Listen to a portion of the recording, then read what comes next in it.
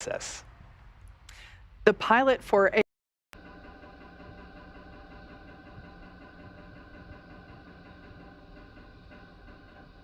the clock continues to tick down. We're now at T-minus 42 minutes mark on the dot. Crew axis arm retraction is complete. As you just heard there, that crew axis arm is now completely stowed. It is now in the launch position, of course necessary in order to clear the way for Falcon 9 to lift off. Now, next up, we'll hear the call out that the launch escape system is going to be armed, and from there, we'll hear that Falcon 9 propellant load will also begin. Dragon, SpaceX, you are go for Section 6. Close visors and arm launch escape system. Copy, go for Section 6. We saw our AX-2 crew members exit the brand new suit-up room located in the Falcon support building just about 3 hours ago. They also got their tablets. And SpaceX Dragon, visors are closed and we're arming the launch escape system now.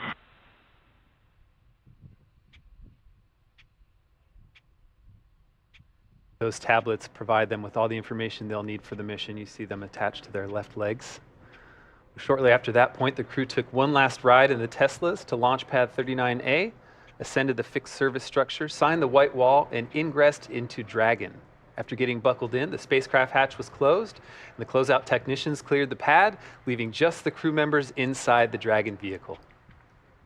All right, so as we heard the call out, we are arming the launch escape system, which is a system that basically gives the crew options, a pathway to safety through all phases to orbit. We take every system is verified armed.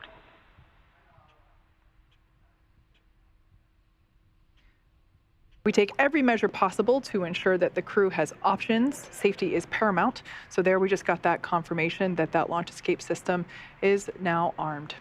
So let's take a look at the teams that are actually working together to make sure this mission is a success. SpaceX is operating out of 2 control rooms today. There on your screen, a live view of our launch control in firing room 4 at Cape Canaveral. This team is responsible for monitoring Falcon 9 throughout the countdown and launch. Second, we have mission control here at SpaceX headquarters in Hawthorne, California. This team in mission control is responsible for close monitoring of the crew and Dragon every step of the way as the spacecraft orbits the planet along its customized flight path. On console or headset, there are a number of key positions who are monitoring the health of the vehicle and crew.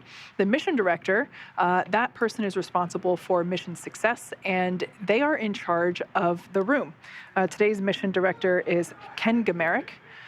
Other positions are focused on things like software, propulsion, navigation, avionics, life support systems, and communications with ground segments, as we've heard those kind of called out throughout the day so far. You'll also hear a specific person dedicated to communicating with the AX-2 crew. They are the Crew Operations Responsible Engineer, or CORE, C-O-R-E. Today's SpaceX CORE is Arthur Berrialt. We've heard him a number of times through the launch countdown. The SpaceX team members will also rotate and hand off coverage to ensure that we have people on console 24/7 for the crew and Dragon for the entire duration of the mission, including all the way through splashdown. And for Axiom Space, the teams in Houston are utilizing Axiom Mission Control Center, an officially certified control center. From this secure facility, teams have live access to voice, video, and data from the ISS and can work alongside their NASA counterparts to run on-orbit operations and monitor every aspect of the mission in real time. This room is led by what we call the Axle, or the Axiom Operations Lead. And around the room are positions for officers responsible for research, communications, medical, integration and stowage, and timeline operations. This is a significant step in our journey to expand access to low Earth orbit, as it is only the 12th ground segment partner for the ISS program. And through this facility, we are enabling our customers and the global community a front row seat to the work being done on station. We are now T-minus 37 minutes and 31 seconds from the second all-private astronaut mission to the International Space Station, and the first for any representatives from the Kingdom of Saudi Arabia. Falcon 9 propellant loading begin at T-minus 35 minutes. RP-1 fuel loading is underway on both S1 and S2.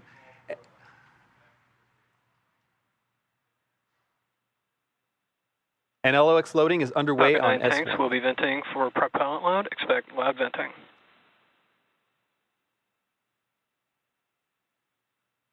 With propellant load, let's go check in with John I. John Innsbrucker here from the webcast desk in Hawthorne, California, at SpaceX headquarters. Inside 37 minutes, counting down, we have completed the go-no-go poll for propellant load and for launch. We've just heard a call out. They are now venting down the tanks. That's one of the steps in propellant load. The next major activity will occur at T-minus 35 minutes when propellant loading will physically begin onto the vehicle. Now we'll start with RP-1 kerosene fuel loading onto both the first and second stages, and we'll be loading liquid oxygen onto the first stage of Falcon 9. Now, in order to fly, just like Falcon 9, Dragon needs its fuel and oxidizer. The Dragon capsule you can see here on the screen, it uses a monomethylhydrazine called MMH. That's the fuel that's on board the Dragon. And nitrogen tetroxide, or NTO, is the oxidizer. Together, these propellants feed the Draco engines that maneuver Dragon on orbit, as well as the H Super Draco engines that would power the launch escape system in the case of an abort scenario. Now again, coming up in about 40 seconds, we will begin fueling on the Falcon 9. That means right now that those 8 Super Draco engines inside Crew Dragon are ready, if needed, to launch the capsule away from the Falcon 9 rocket in an instant, should there be any kind of an emergency associated with the rocket or the pad. But currently, 35 minutes, 18 seconds and counting, everything continues to look good on Falcon 9 and Dragon. Thank you, John. On the AX-1 flight and during our launch broadcast for that mission, there was a special emphasis on the TRISH research effort, or the Translational Research Institute for Space Health. As the name Propellant suggests, load has started. okay, it sounds like a propellant load has started.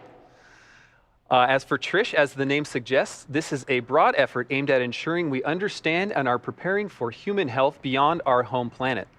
This is an effort that NASA astronauts and private astronauts can both participate in.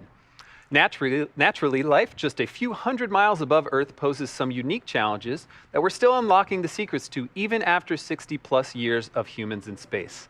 Here is a bit more on the progress made during AX-1 and what's ahead for our participation in this critical research effort.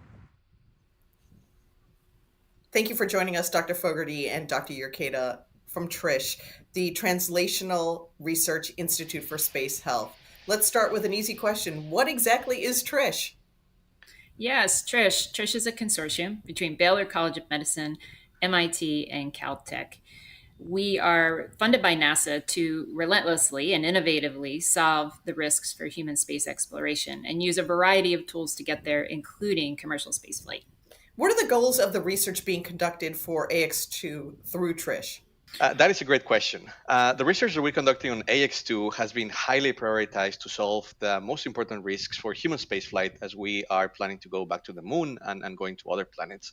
So all of these projects have been custom made and designed to be easy to collect, to take the least crew time, and to take the least mass, power, and volume.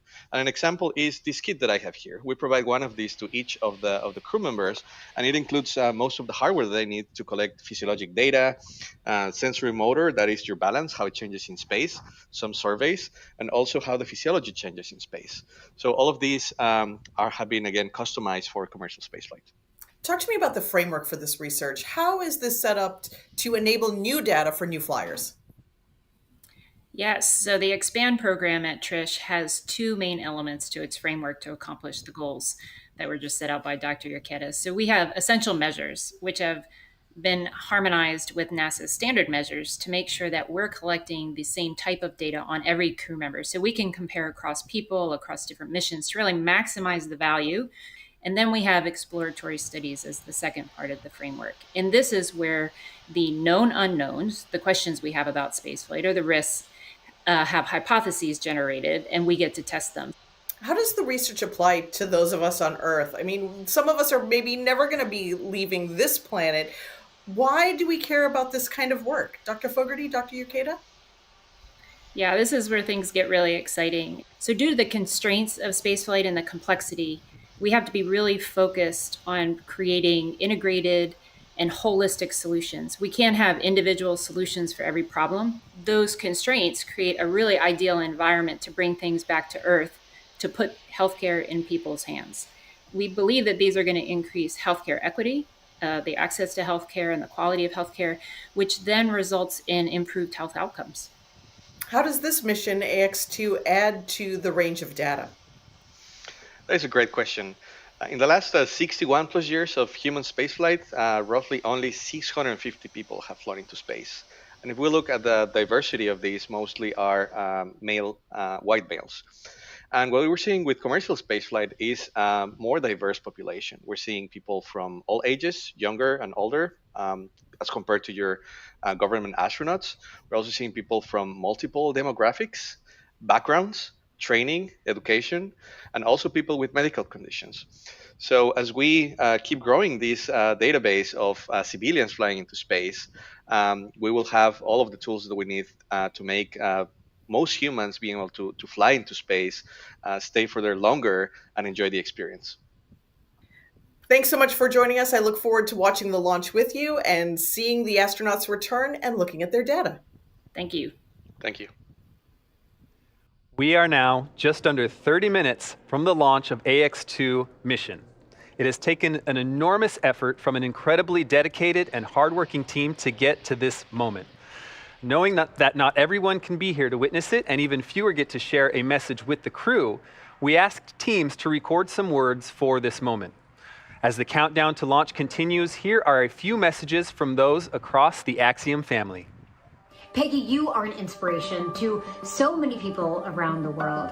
To me, it's been so impactful to see a woman like yourself make such great strides in exploration and achieve so many different types of firsts. My family and I will be watching you launch and cheering you on all the way to the ISS. Hi Peggy, Kelly and Delta here. We just wanted to let you know that we're cheering you on. We're so excited to watch you launch. You're an inspiration to women and girls around the world, and you've been a personal inspiration to me in my own journey to space. We're so excited to watch you launch, and we'll be cheering you on here on Earth. Go Peggy, go AX-2! Woo! To Peggy, our notorious space ninja, John, aka Loki, to Ali, who's also known as Slayer, and then to Rihanna, our very own ray of sunshine. Wishing you an amazing launch today, as well as a smooth journey to the ISS. Ad Astra AX-2 crew. Thank you, Peggy, John, Ali, and Rihanna, for inspiring the next generation of astronauts. From our crew experience team to our AX-2 crew, we are so proud of everything you've accomplished, and we're excited for your successful journey home. Send us a postcard. Just wanted to say that we're super excited for all the groundbreaking researches you guys are going to do. We're rooting for you, and good luck. The marketing team has been proud to support AX-2 mission. Godspeed, AX-2. This is the Portable Life Support System team. We are very excited about the AX-2 mission coming up and wish you all the best. We're very excited for you guys. Y'all are such an inspiration, and we're rooting for you all the way through. We wish you a safe and successful mission. We want to congratulate the AX-2 crew. Thank you so much for all of the inspiration, and we wish you the best on your journey. AX-2 crew, we're proud of you and good luck! Hey AX-2, all of us in avionics wish you safe travels and lots of fun. Godspeed. This is the Environmental Controls and Life Support Systems team at Axiom Space. We're super excited about the AX-2 mission and want to wish the best to the crew. AX-2 crew, we are so proud of you here at Axiom Space. This is the systems engineering team on the station program. Godspeed and Ad Astra on this groundbreaking mission. From human resources to you, go AX-2! We're sending all of our support to you guys from here in Axiom headquarters, and we just wanted to say congratulations on the AX-2 mission. Hey, this is Ryan Lee from the Pressure Garment team, wishing you on the AX-2 flight all the best. Godspeed, guys. Go team! Go team, go team, go team, go!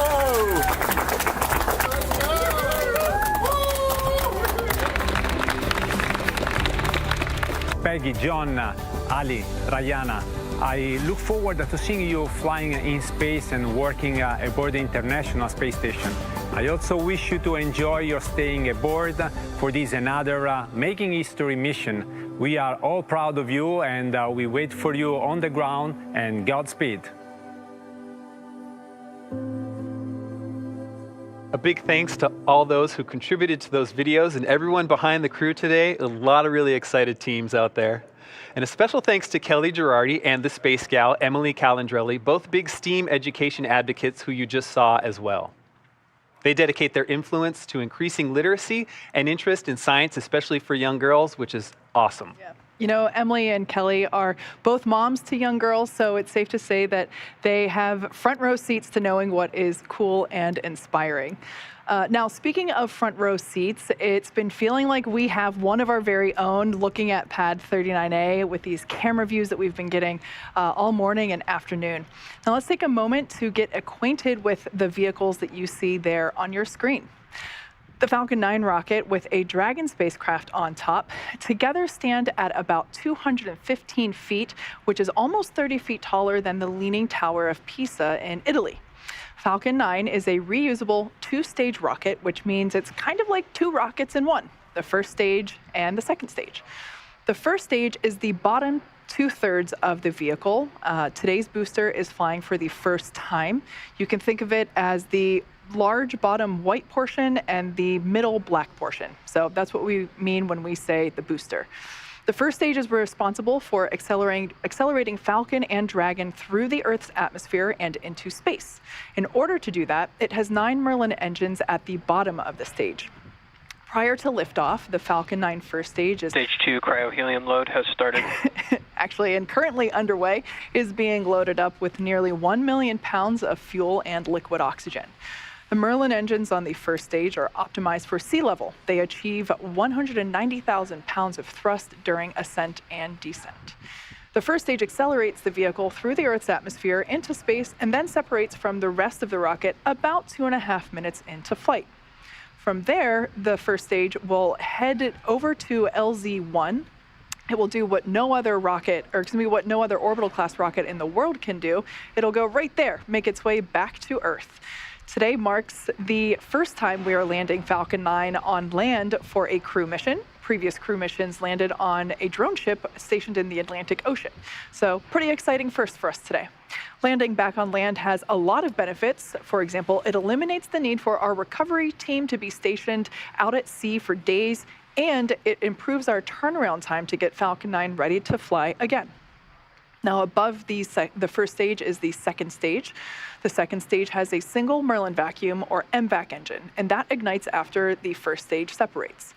The second stage is essentially a smaller version of the first stage, whereas the first stage is designed to power the vehicle out of the Earth's atmosphere and through the forces of gravity.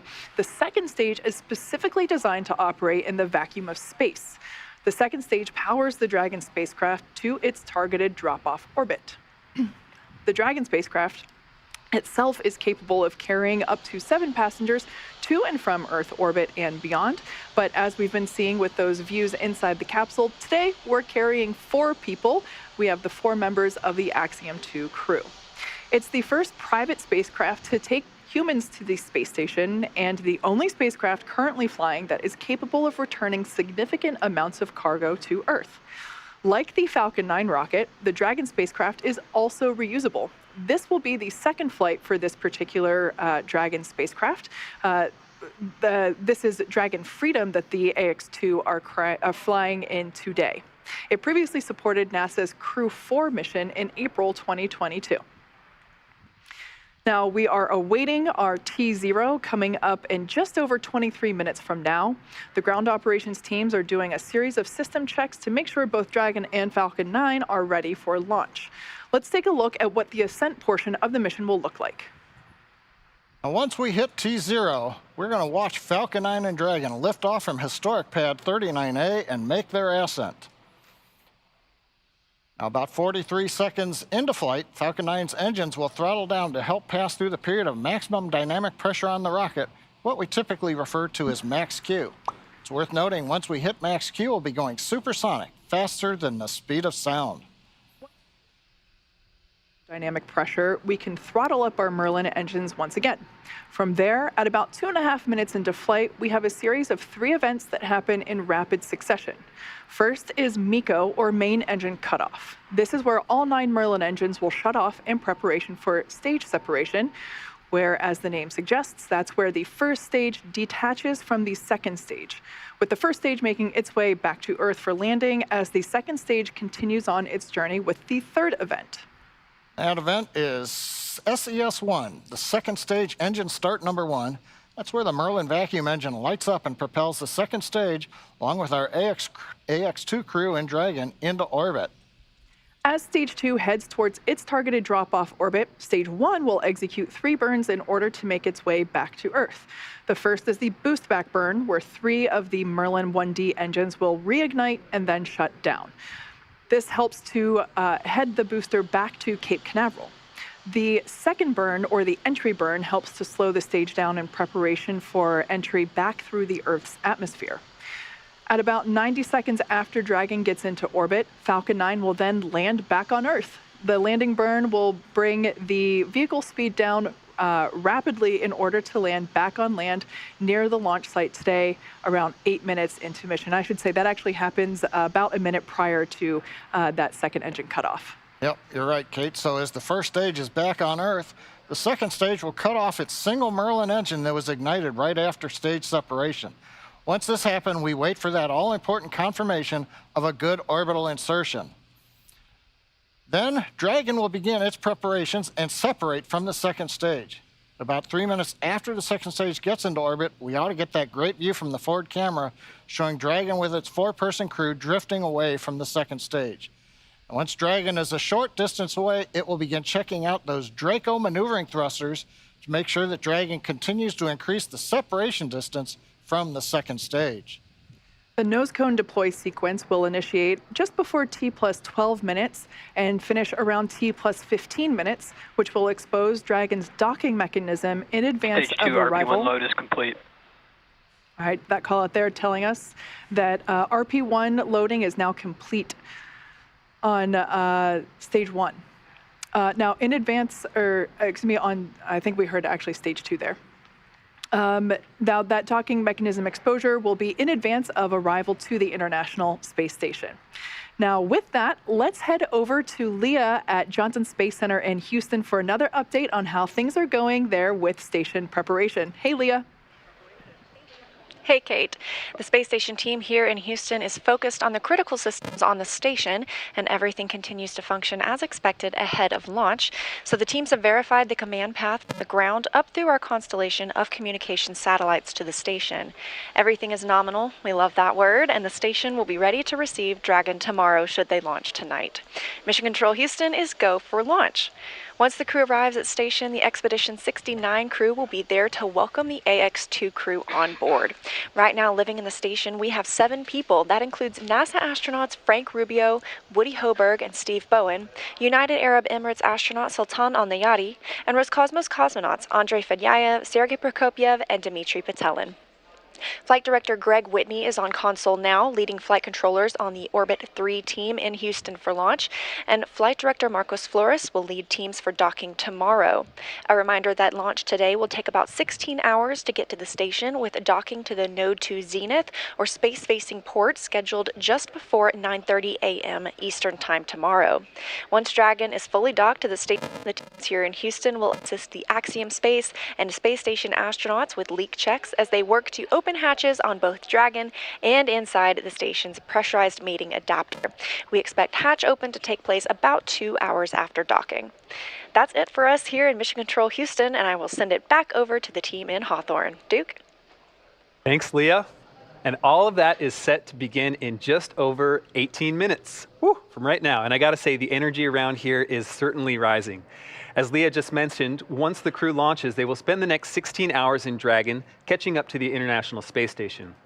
That time on orbit and in Dragon will feature a variety of tasks, including some planned photography, but about half of that time is scheduled for sleep, which the crew will absolutely need because once they reach the ISS, they have quite the schedule ahead of them.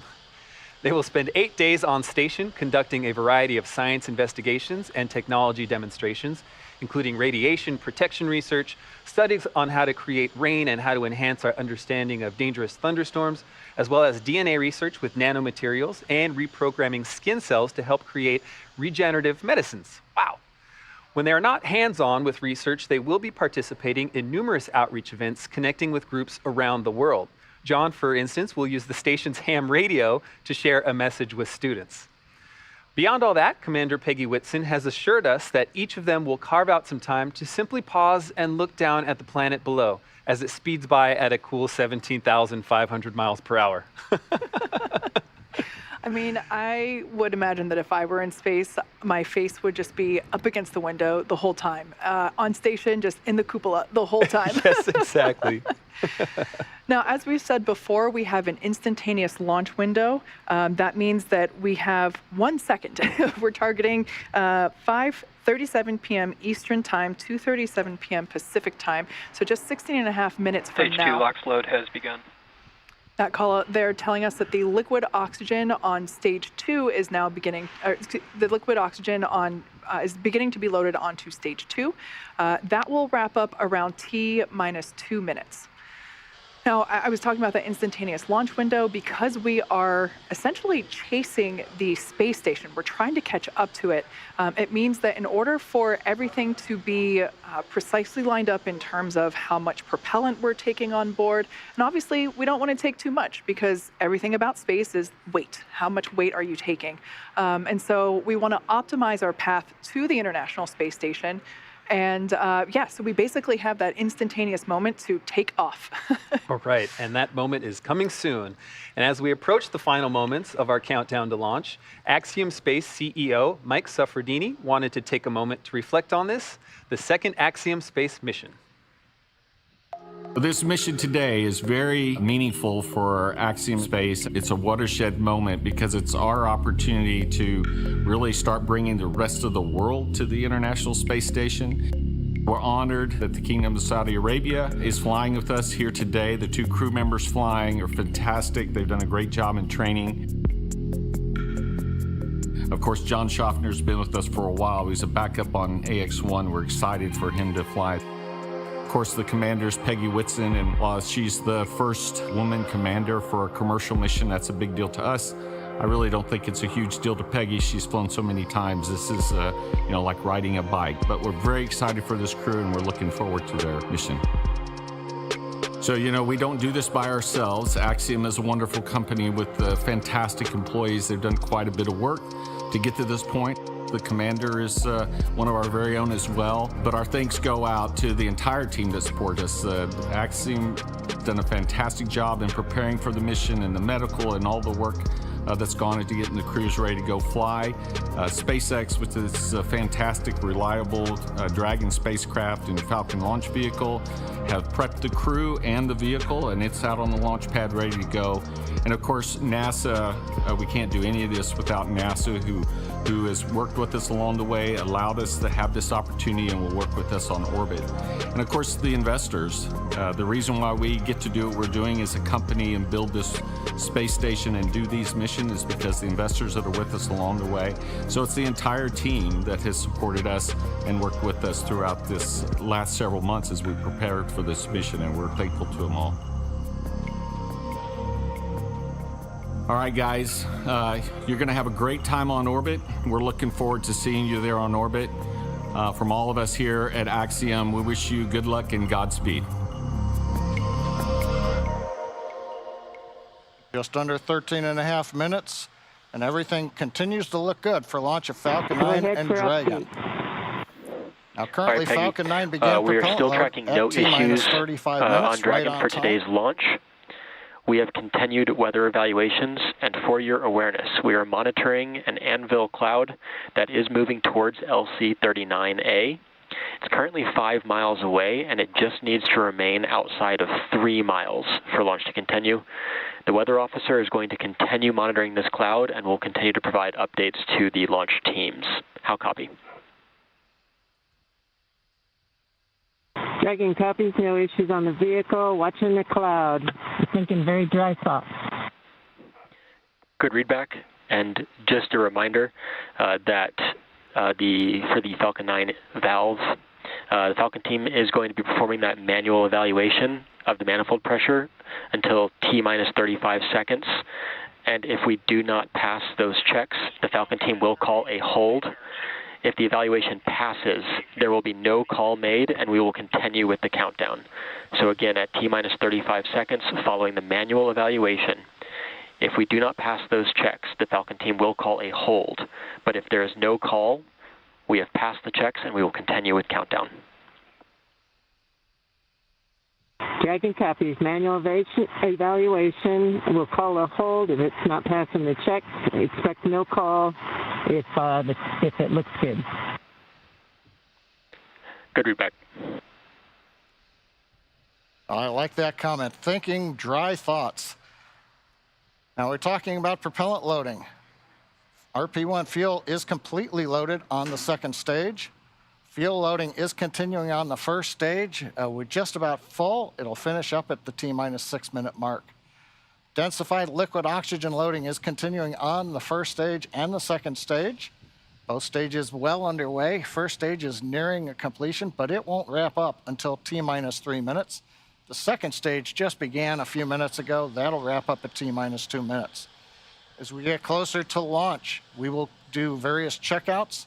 One is the thrust vector controllers. These are what move the engine nozzles around on the first and second stage engine. And when we move those nozzles, we call it TVC wiggles. Those will be done inside 10 minutes. We'll also be doing checkouts of throttle valves on the engine.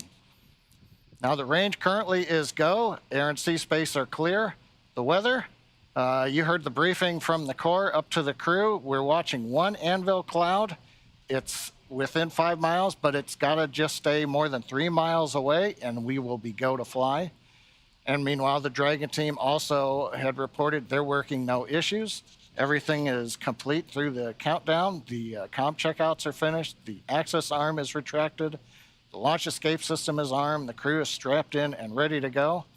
We're coming up on final instructions of the crew. We'll hear that at T-minus 10 minutes.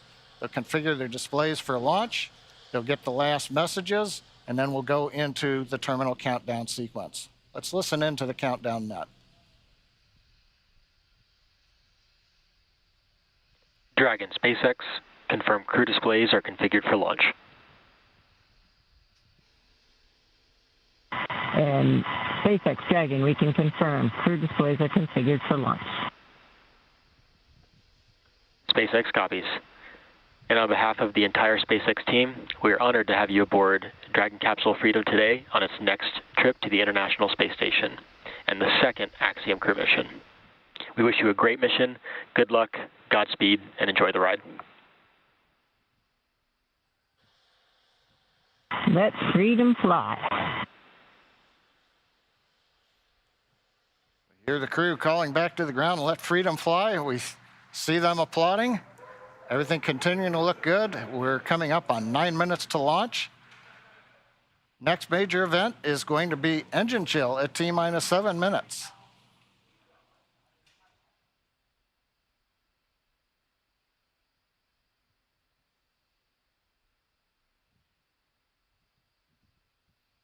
As John just said, at T-minus 7 minutes, we will begin to flow a little bit of the super chilled liquid oxygen through the turbo pumps, which that is basically chilling the hardware, performing an engine chill prior to the full flow. We do that in order to help minimize the chances of the hardware experiencing any thermal shock when that full flow of super chilled liquid oxygen occurs. Now we can see some venting from the vehicle now. Totally normal. It is that liquid oxygen just vaporizing as it comes into contact with the ambient air. And Kate, maybe this is an opportunity. You know, we always use the word abort. This might be a chance to let everybody know that there are abort callouts in flight that we're going to hear. Those are just heads up to the crew that says, should a contingency occur, there's different actions that'll happen at each various stage of the flight when you're on first stage or when you're on second stage. That's right. We should actually hear Commander Peggy Whitson calling those abort modes out as they are ascending and really getting to orbit. She is tracking everything on both her tablet as well on her leg, as well as the crew display above her head. So she is able to identify at which mode they are entering, and those modes identify basically where and what sequence Dragon would take at that point in time during the flight. Now we're about 10 seconds away from that engine chill for the first stage.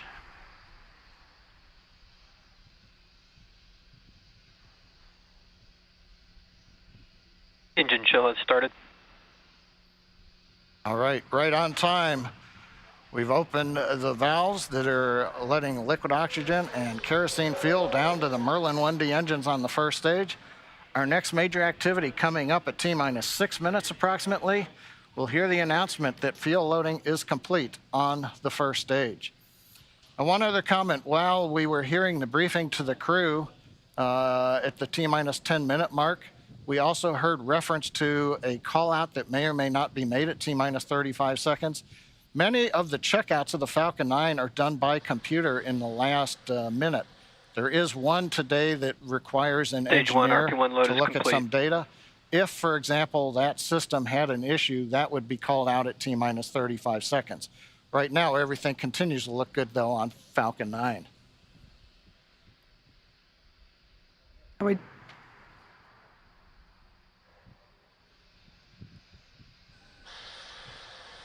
We also heard in the briefing that they are tracking an anvil cloud that at the time of the briefing was about 5 miles away from the pad.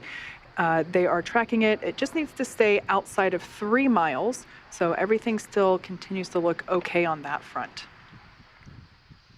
The next call out that we'll hear in about 30 seconds is that Dragon has transitioned to the terminal count configuration. That's basically an indication that the Dragon spacecraft has taken over the spacecraft's countdown and will at that point be on internal power.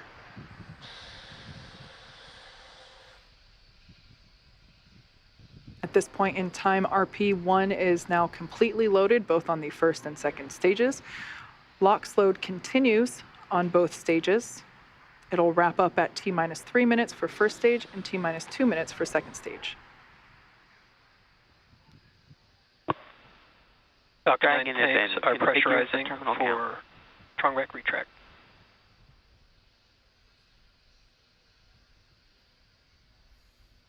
Pressurization call out. We are putting pressurized gas helium onto the stage in preparation for opening up the clamp arm that's around the top of the second stage. That'll happen just at about the T-minus 4 minute mark.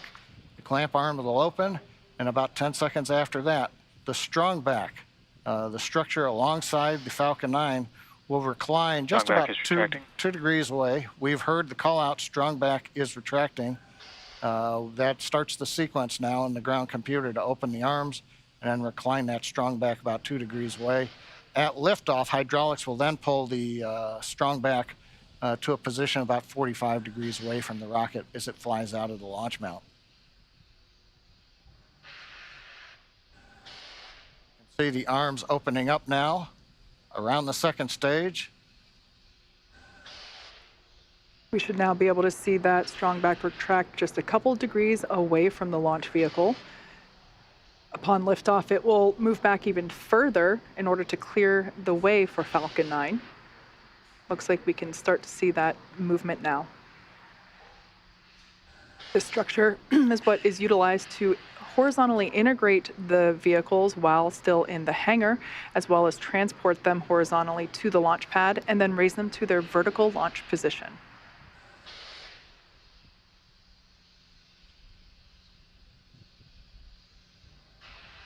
And we've got the strongback is now, you see a little bounce there as it stops. Stage 1 LOX load is complete. And right on time, stage 1 LOX load is complete. We're down to just loading a liquid oxygen on the second stage. That'll wrap up just after T-minus 2 minutes, at which point we'll have the 1,000,000 pounds of propellant on board Falcon 9 ready to fly. We can see the vehicle continuing to vent some of that gaseous, or the liquid oxygen that has now vaporized. Dragon is in terminal count and is on internal power.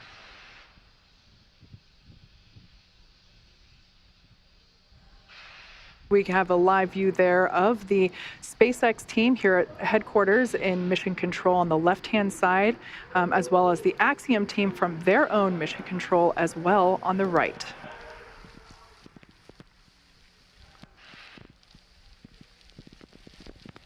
Dragon SpaceX for weather. Looks like the system has cleared and we're looking like we're go for launch for weather. All right, we've heard a good news information to the crew. Dragon copies. We're letting them know that it appears the weather is going to avoid the area. That is great news indeed. Just waiting now for the call out. Liquid oxygen load complete on the second stage. Stage 2, LOX load is complete. Dragon is in auto idle. Ground gas closeouts, expect loud venting.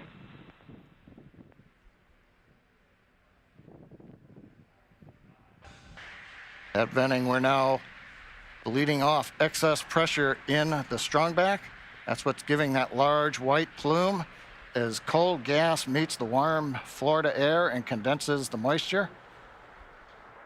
We're coming up on 1 minute where the flight computers will take over the sequence. Let's listen in to the launch of Falcon 9 with Dragon and the Axiom 2 crew.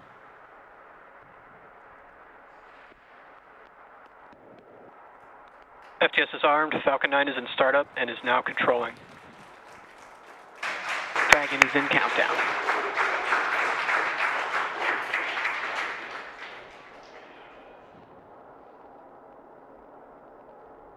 Dragon, SpaceX, go for launch. Dragon copies. Go for launch. T-minus 30 seconds.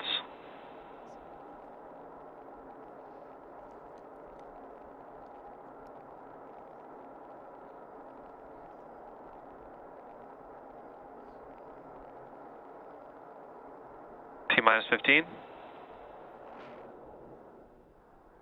T-minus 10, 9, 8, 7, 6, 5, 4, 3, 2, 1. Engines full power. And liftoff, Falcon 9. Go Axiom. It's 1 Alpha. Copy, 1 Alpha. Together we expand what is possible in low Earth orbit. Ad Astra and Godspeed AX-2.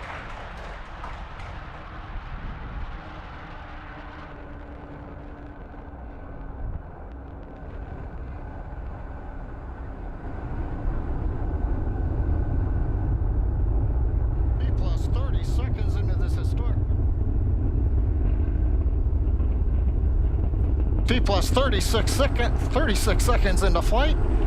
A great view of Falcon 9 heading to space. Power telemetry is nominal. Stage 1 throttle down. Power telemetry nominal. We're into the throttle bucket as the first stage is throttle down power on the Merlin engines in preparation for max Q.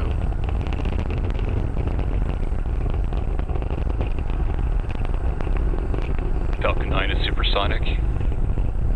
Faster than the speed of sound as we're getting great views from the first stage camera looking back at Kennedy Space Center Complex 39A. Stage 1 throttle up. Max Q. We're out of the throttle bucket. Stage 1 Bravo. Copy, 1 Bravo. We're at full power and that call out 1 Bravo, that's another one of those abort modes. As we get higher and faster, the logic for Dragon should a contingency occur changes from stage to stage. Impact chill is underway. Chill announcement says we're getting the turbo pump on the second stage engine cooled down in preparation for its light up coming up in just another minute from now.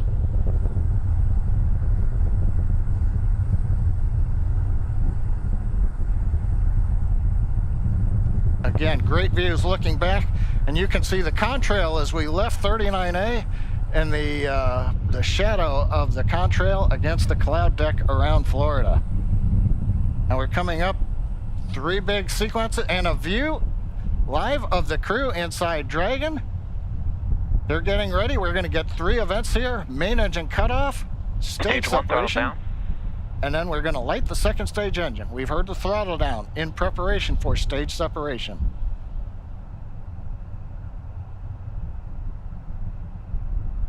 Nico. 2 Alpha.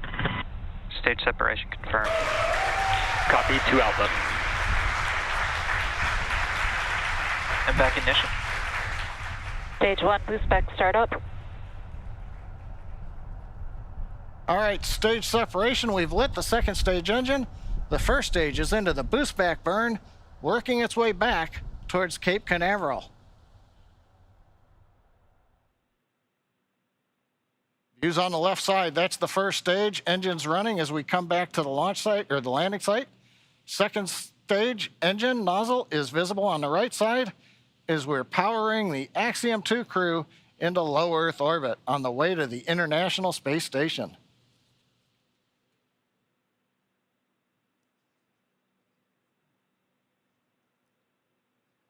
Waiting for call out that the boost back burn is complete. Stage 1, boost back shutdown. Right on time. First stage completed the first of 3 burns, heading back to the landing site. Second stage continuing on power and on trajectory. Acquisition signal, Bermuda. We head northeast, the Bermuda ground station. Dragon, SpaceX, trajectory nominal. Bermuda is listening into the vehicle now. Nominal trajectory. And the crew hears the call out of a nominal trajectory. So 4 minutes into flight, everything continuing to go well. First stage heading back, and there's the crew on the second stage getting the ride into orbit to the space station.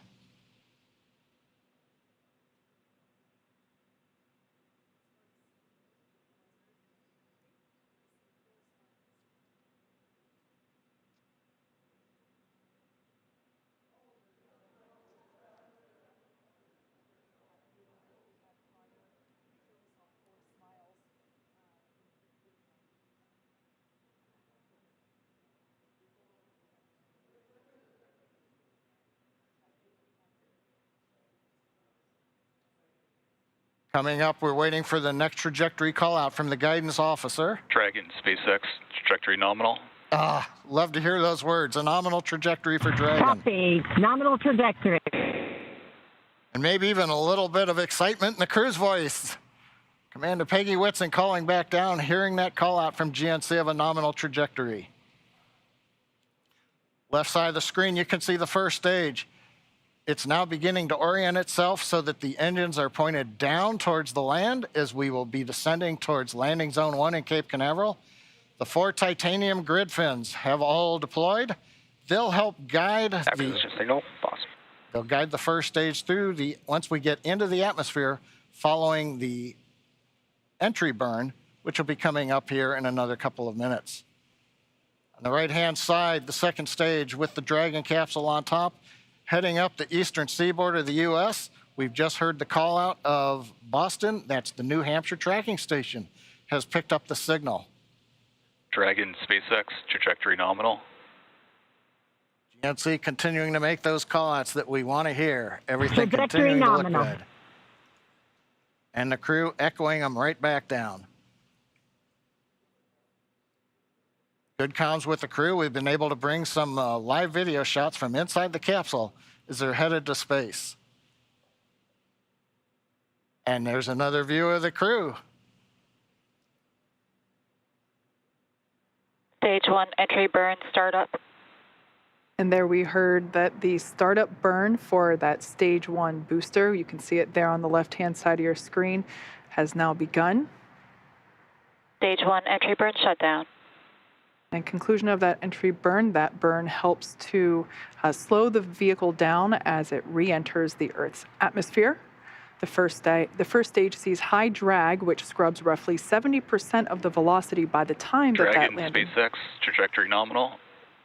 Love to hear that call out. Everything. Nominal trajectory. Beautiful view of planet Earth coming to us from the second stage views on the right-hand side. Left-hand side, our first view of the Space Coast once again. This booster is attempting a landing at LZ-1. Stage 1, transonic. That booster is now traveling near the speed of sound. Live view coming to you from one of our tracking cameras. We can see the grid fins actuating to help steer the booster down. Stage 1 landing burn. Stage 2 FTS has saved. Standing by to... Stage 1 landing leg deploy.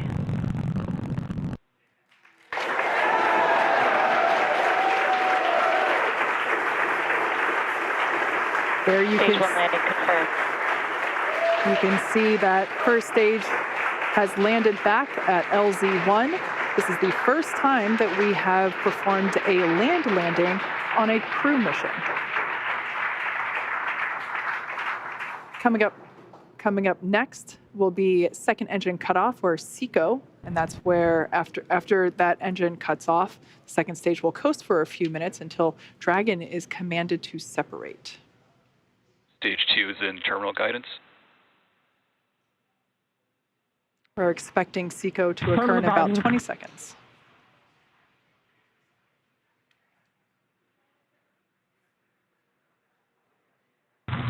Shannon.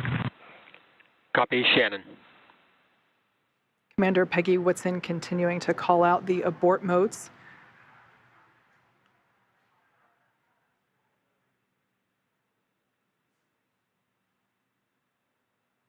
SECO.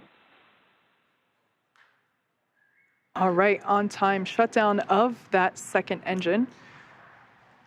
Also confirming that the launch escape system is now disarmed. Dragon SpaceX, nominal orbit insertion. All right, and there's that call out. We can confirm good orbital insertion. Copy, nominal insertion. Dragon SpaceX, launch escape system disarmed. We can see the crew playing with their Dragon harnesses. copy. Now that they are in zero-G, which I think we just got a view of our zero-G Stuffy.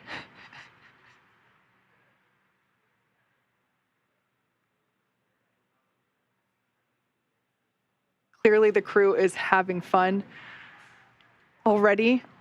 Right after liftoff, I think we heard a laugh coming from Commander Peggy Whitson, which, being a NASA legend and one of the most decorated astronauts of all time, it's amazing to hear that even a space veteran as she Lost signal, Cape.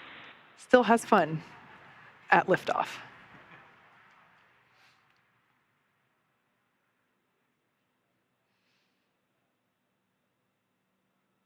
The next event that we have coming up at just around T plus 12 minutes is Dragon separation. That's where the Dragon spacecraft and trunk, so collectively referred to as the Dragon spacecraft, will separate from the second stage. Acquisition signal, Newfoundland. After that separation, we will begin to deploy the nose cone, which exposes the forward bulkhead thrusters as well as the forward hatch. That forward hatch is what the capsule utilizes to autonomously dock to the International Space Station.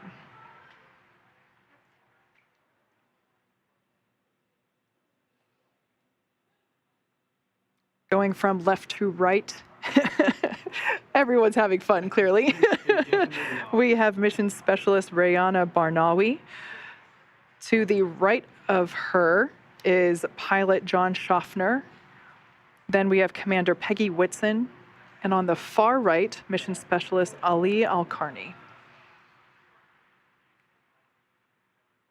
We can see that the excess strap on some of the harnesses, as well as the writing utensil for their tablets, they continue to play around with as they are experiencing zero-G for the first time. At least we can say that for 3 of the 4 astronauts on board today.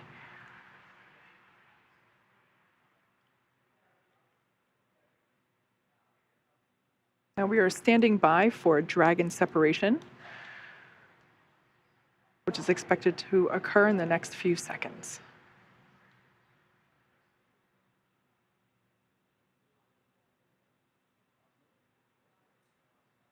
Dragon separation. And there you can see live on your screen, that Dragon trunk and capsule. Dragon copy. Dragon copy. That's a really cool view. That's Dragon, SpaceX launch director. A very great flight. Wish you safe travels. And a few words from our chief engineer as well. Thanks for putting your trust in the Falcon 9 team. Hope you enjoyed the ride to space. Have a great trip on Dragon. Welcome home to Zero G, Peggy. That was SpaceX Chief Engineer Bill Gerstenmaier. Good to be here. It was a phenomenal ride.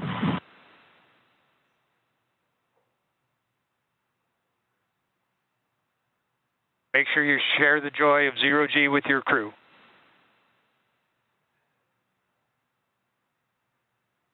We will do that.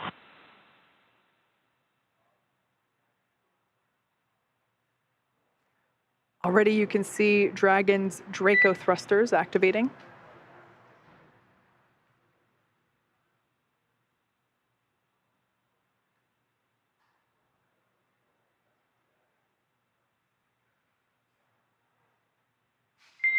Dragon, SpaceX, nominal dehumidifier activation and surface section Draco checkouts. Nose cone deploy is in progress. Hooks are opening. Dragon copies. All right, great news there to let us know that the hooks, there are two sets of hooks. Signal, Bermuda. Two sets of hooks that are now disengaging. And once that is complete, we are able to deploy, open the nose cone.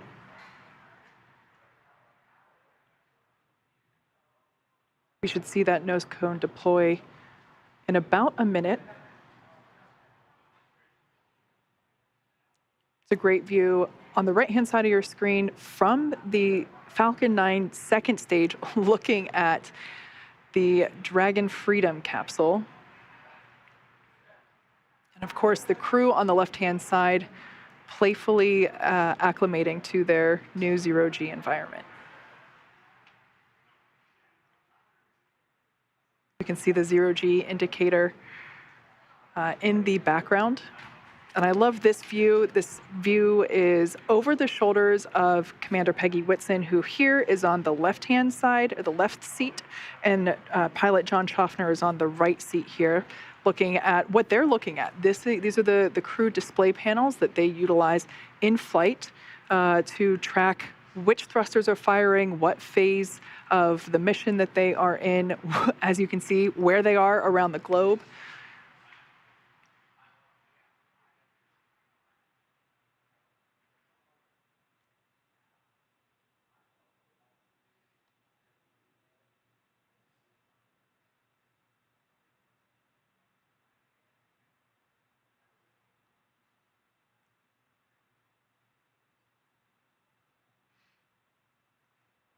All right, as we can see, crew getting acclimated. The nose cone hooks are in the process of being disengaged, so they are starting to open.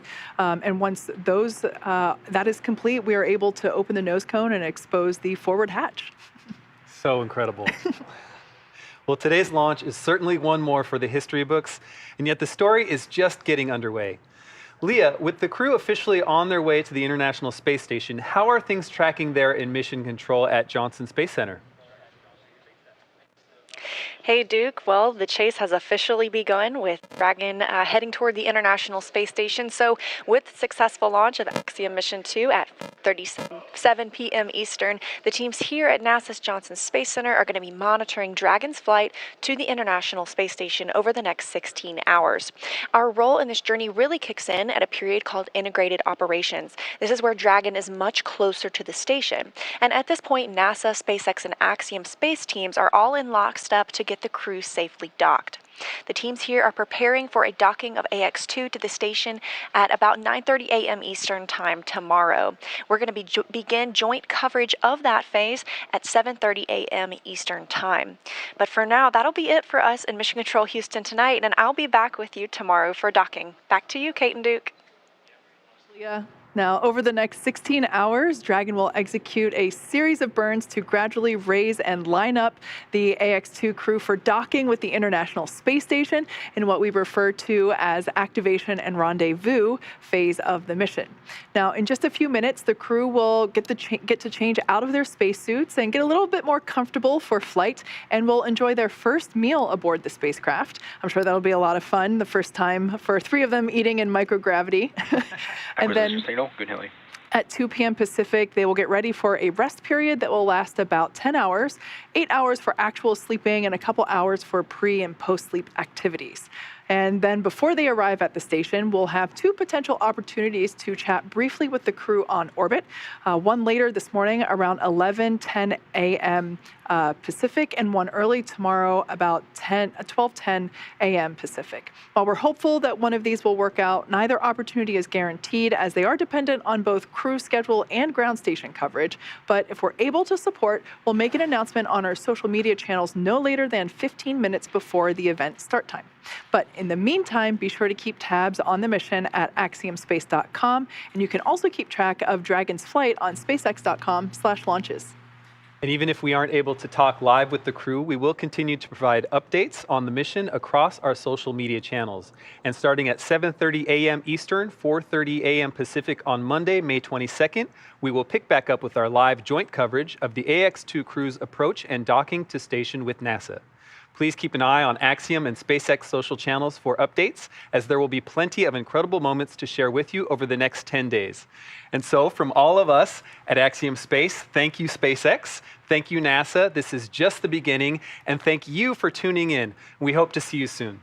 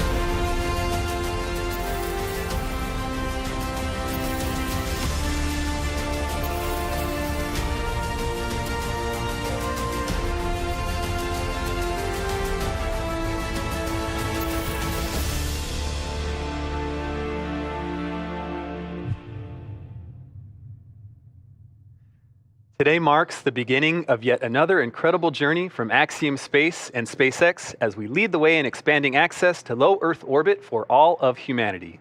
You are looking at a live shot of the Falcon 9 rocket and Dragon spacecraft that will carry the next 4 private astronauts to the International Space Station in just over 3 hours from now. To everyone around the globe tuning in, hello and welcome to the live launch webcast for the Axiom Mission 2, or as we call it, AX-2. My name is Duke Brady, and I'm a multimedia specialist with Axiom Space based out of Houston, Texas. And I'm Kate Tice, Quality Systems Engineering Manager here at SpaceX headquarters in Hawthorne, California. Duke, it's so good to have you and the Axiom teams with us today. Very excited. Today's mission is a pretty cool milestone for SpaceX. AX-2 is our 10th human spaceflight mission overall and our 9th human spaceflight mission to the orbiting laboratory since we started flying people back in 2020 with NASA's Demo 2 mission. It also marks SpaceX's second human spaceflight mission this year, following the NASA Crew 6 launch in March to the International Space Station. The AX-2 crew will be joining Expedition 69 and Dragon Endeavour, all still currently on station. As we count down today's scheduled liftoff, we'll be keeping you updated on the status of the crew, launch vehicle, systems, weather, and all the technical aspects of launch. And in between, we'll be taking you behind the scenes of the AX-2 mission, what led up to this moment, and what to expect during the course of this 10-day mission. For Axiom Space, this mission builds on the incredible success of our first all-private astronaut crew to the ISS last year, the AX-1 mission, and takes us one step closer to building and operating Axiom Station, the world's first private space station, which is currently under construction. AX-2 is the second of 4 missions SpaceX will launch for Axiom Space, and today's launch is the culmination of years of effort by teams at Axiom Space to expand the opportunities of private citizens and sovereign nations around the world so that they can partake in the incredible science, research, and STEAM education-related activities in low Earth orbit. In fact, we just recently announced Axiom Space Access Program, which is designed to enable countries to realize long-term economic and scientific value in microgravity. So if you want to fly to space, or if your organization wants to conduct research and manufacturing efforts in microgravity, we have the teams that can help you develop your program. We believe that the commercial effort and presence in low Earth orbit has a duty to expand research and manufacturing capabilities conducted in space for the benefit of all humankind.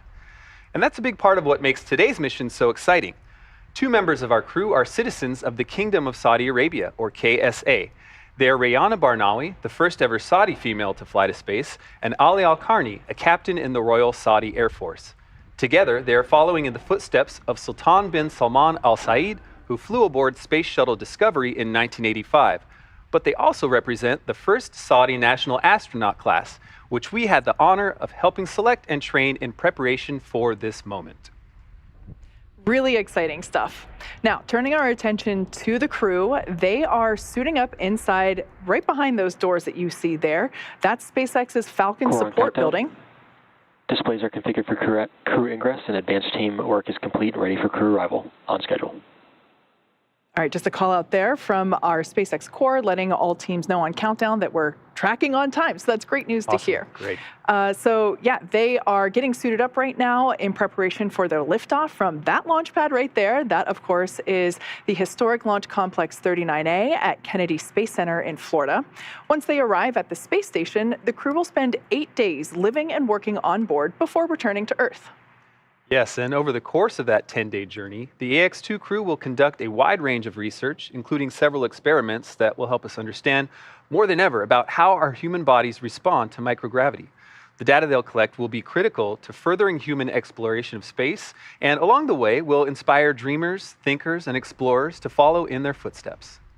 Every human spaceflight crew is unique, with each astronaut bringing their own background and expertise to the mission. With that, let's introduce you to the AX-2 crew. The AX-2 mission is commanded by retired NASA astronaut Peggy Whitson. Born and raised in Beaconsfield, Iowa, she was inspired, along with the world, when we watched the Apollo 11 crew walk on the moon. She has since become the most experienced American astronaut and one of the most decorated. Whitson flew 3 long-duration missions to the ISS and has more cumulative time in space, 665 days, than any U.S. astronaut and more than any woman in the world. She has conducted 10 spacewalks with over 60 hours out in the vacuum of space and has performed hundreds of research experiments on board the ISS. Not only is she the commander for this mission, but Peggy also serves as the director of human spaceflight for Axiom Space. The pilot for AX-2 is private astronaut John Schaffner. Born in Alaska and raised in Kentucky, Schaffner is a STEAM education advocate, business pioneer, and lifelong space enthusiast. A pilot since the age of 17, John has over 8,500 flight hours holding commercial, instrument, single-engine, and multi-engine ratings in land and sea aircraft, as well as helicopter. He also holds ratings in former military jets and high-performance radial engine aircraft. As an athlete, John has years of competitive experience in water skiing, cycling, whitewater kayaking, hand gliding, skydiving, and base jumping. John trained as the AX-1 backup pilot, and during this mission plans to invest a lot of his time in STEAM education activities aimed at empowering educators and inspiring teachers. Representing the Saudi Space Commission and serving as a mission specialist, Ali Al-Qarni was born in March 1992 in Sabt al-Alaya, Saudi Arabia. Ali is fluent in English as well as his native Arabic. And as an Air Force captain, Ali has 12 years of experience flying on multiple aircraft, primarily on the F-15SA in service to the Royal Saudi Air Force. Ali graduated with a Bachelor of Aerospace Science degree in 2013 from King Faisal Air Academy in Riyadh, Saudi Arabia. Also representing the Saudi Space Commission and serving as a mission specialist, Rayana Barnawi was born in September 1988 in Jeddah, Saudi Arabia. Rayana has a master's degree in biomedical sciences from Al Faisal University in Riyadh, and also has a bachelor's degree in biomedical sciences from Otago University in Dunedin, New Zealand. If that wasn't enough knowledge, she is fluent in English and Turkish, as well as native Arabic. She has been a research lab technician since 2013 in the Stem Cell and Tissue Re-engineering Program at King Faisal Specialist Hospital and Research Center located in Riyadh, Saudi Arabia. There you have it, the AX-2 crew.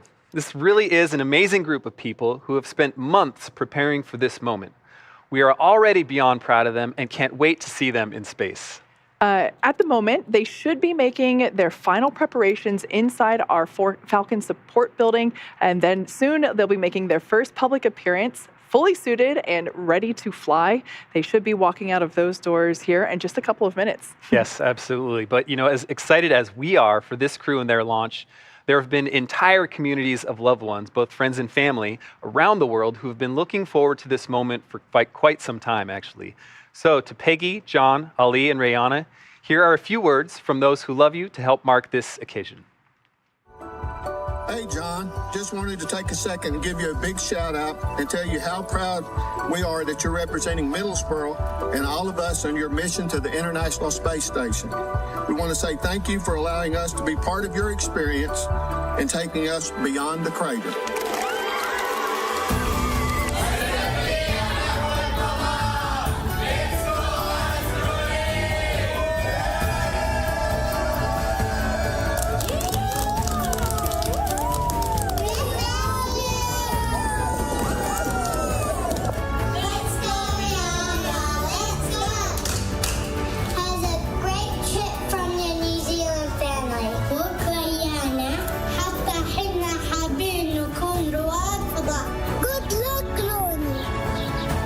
John, have fun, Godspeed. Have fun. Going to outer space. I am so fired up for you. You have no idea.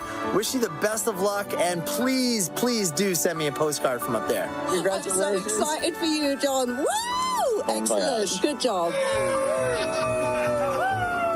I wish you the best of luck. I don't know who these people are, but they will also want to wish you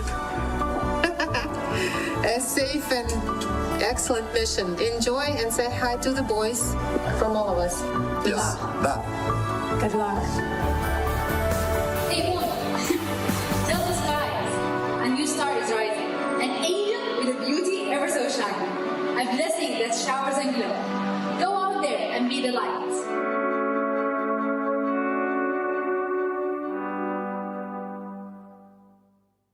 Such a sweet insight into all that support and all those friends and family. Super touching. That's great. The entire Axiom Space team and all of our partners truly appreciate and are humbled by the worldwide interest and support for this historic flight today. As the crew wraps up their preparations inside the Falcon support building, let's provide a bit of an overview of the operations for today. It's been a pretty busy morning already for the AX-2 crew. They woke up at about 9 a.m. Eastern, had their first medical checks of the day, and then shared a meal with their quarantine support staff. At 12:20 Eastern, they departed the quarantine facility and flew to Kennedy Space Center for a special moment with family and friends at the tarmac of the KSC launch and landing facility. This event also marked the formal handoff of the crew to SpaceX for today's launch. Around T-minus 3 hours and 50 minutes, the crew arrived at the suit-up room and began putting their suits on. Right around then, we also had the crew pre-launch briefing, and that's where we share weather and launch details and basically give them their tablets, which they get to bring with them during flight. And all of that brings us to where we currently are, suit up. We are awaiting for them to make their appearance, but yeah, there's been a lot of activity. Absolutely.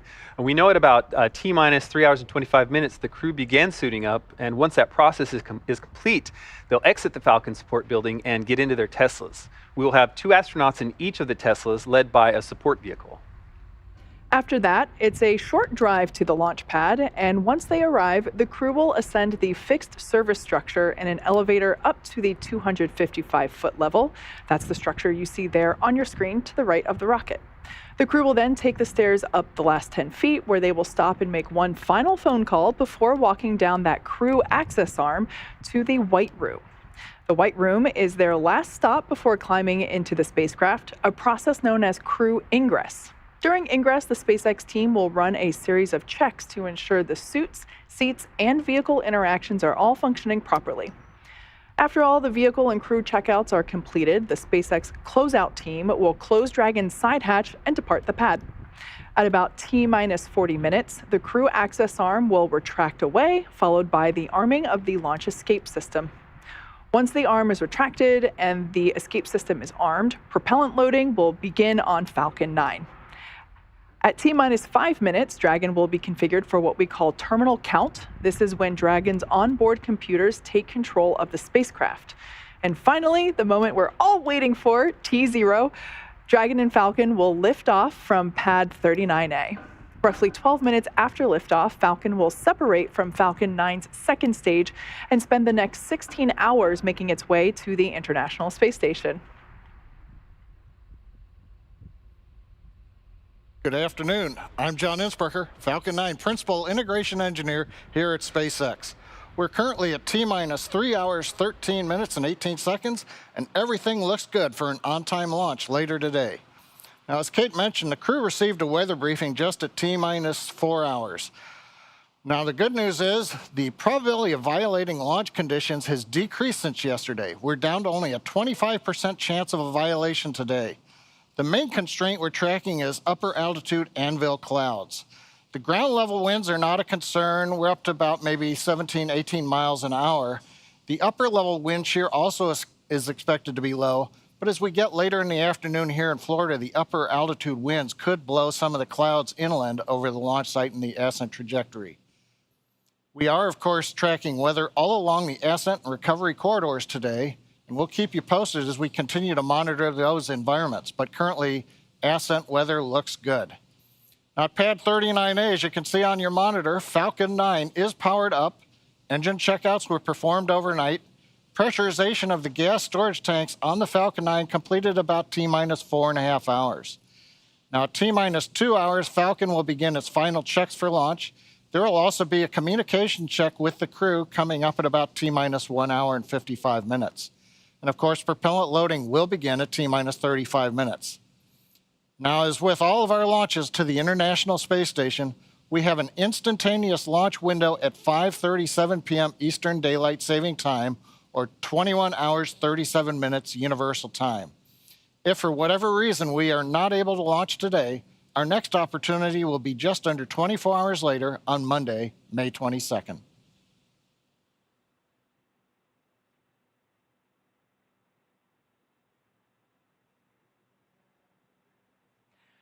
All right, at this point in time, we're at T-minus 3 hours, 11 minutes, and 20 seconds. At this moment, we are roughly 5 minutes before the crew is expected to walk out of the Falcon support building, after which they will hop in the Teslas and head up to pad 39A, which you see there on your screen. As a reminder, this is SpaceX's 10th mission flying people since 2020, which is incredible to think about, and our second of 4 missions for Axiom. Right, very exciting for us. Well, speaking of milestones and special moments, I wanted to take a moment to highlight a tradition we started at Axiom Space when the AX-1 crew went on their mission and has continued with this crew. A few weeks ago, just before the crew headed to quarantine, we held our Stepping into Space ceremony. Teams across the Axiom family gathered at our Axiom engineering facility and joined with the AX-2 crew to celebrate not just the ending of their training, but also that important pivot to what we call the operational stage of their mission. Here is a quick recap of that moment. We're about to launch to the International Space Station for this incredible mission. This is a delineation. Everything before was training and preparation, and now we're in operation. AX-2 represents a major step for us. Our last mission was 3 individuals who flew and did remarkable research on orbit. Now we have a combination of individual and a country that's going to fly with us. I mean, this is what we're all about. This is the global outreach that this company has. We're making history. Here they are, the AX-2 crew.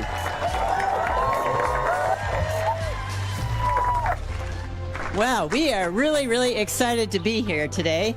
I think it's so important that you're here because without you and all your contributions, all your hard work, your dedication, we wouldn't be up here ready for spaceflight, and we are. To continue to celebrate this moment, one of the things that we did a scan of the right foot of each of these astronauts, an homage to the Apollo program and the images that you see from the first launch of the moon. And there is a plaque. This is only the first class of Saudi astronauts back home, so we're just looking for more to join. That little voice inside you is real. Listen to it. My father used to share with me a part of a poet he likes. It says, "He who fears to climb mountains will forever live among pits."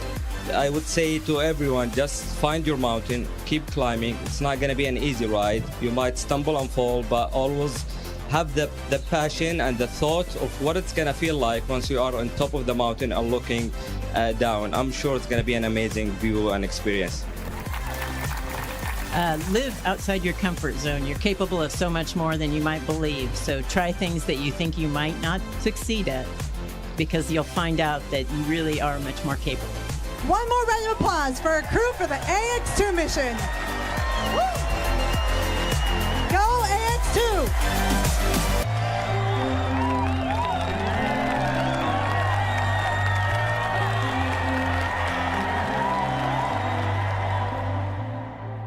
What an amazing tradition that you guys have started. I love that. It's so great to see that Axiom family specifically come together and support this crew, get their big final send-off for all of that preparation they've been doing. Now, we are just moments away from seeing the crew for the first time today. This is a live view outside of our Falcon support building located... Core on countdown, suit donning and checkouts are complete. Stand by for walkout. We're on schedule. All right. Almost perfectly on cue there. That was the SpaceX core calling out on our countdown nets to let the integrated teams know that all of our crew members are in their suits. They went through the appropriate checks and fit-ups, and we should be seeing them walk out these doors any minute now. I love the serendipity of that moment. That's going to be the rest of the day, right? Everything's right on cue. Yeah, I like it.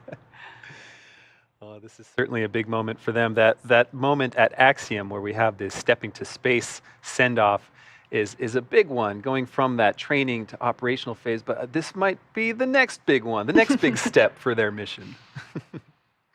Now, we have seen the crew in their suits, in the days leading up to launch. We had a dress rehearsal a couple days ago. I guess that was Friday. And so we've seen the crew walk through and rehearse all of this, but this will be the first time that we're seeing them on the day they get to go to space. I have to imagine it feels completely different But I also think maybe their training has made this sort of normal. They're in the mode, they have the muscle memory at this point. Some things familiar, but some things have to also be a little heightened today. Absolutely. Now there we can see the 3 Teslas that will take them up a short distance. It's a little bit less than a half mile from those doors to the elevator doors at the base of pad 39A. We will see Commander Peggy Whitson and pilot John Schaffner together in one of those black Teslas, while the mission specialist Ali Al-Karni and Rayana Barnawi will be partnered in another. So like we said, it's a short drive. They could walk it, but I've done that walk. It's not great, especially, it's pretty warm in Florida already and a little humid. So we want to keep everybody cool and comfortable. So they're going to hop in these vehicles and head up. Launch director and countdown net. The crew is beginning their walkout to drive to the pad at this time.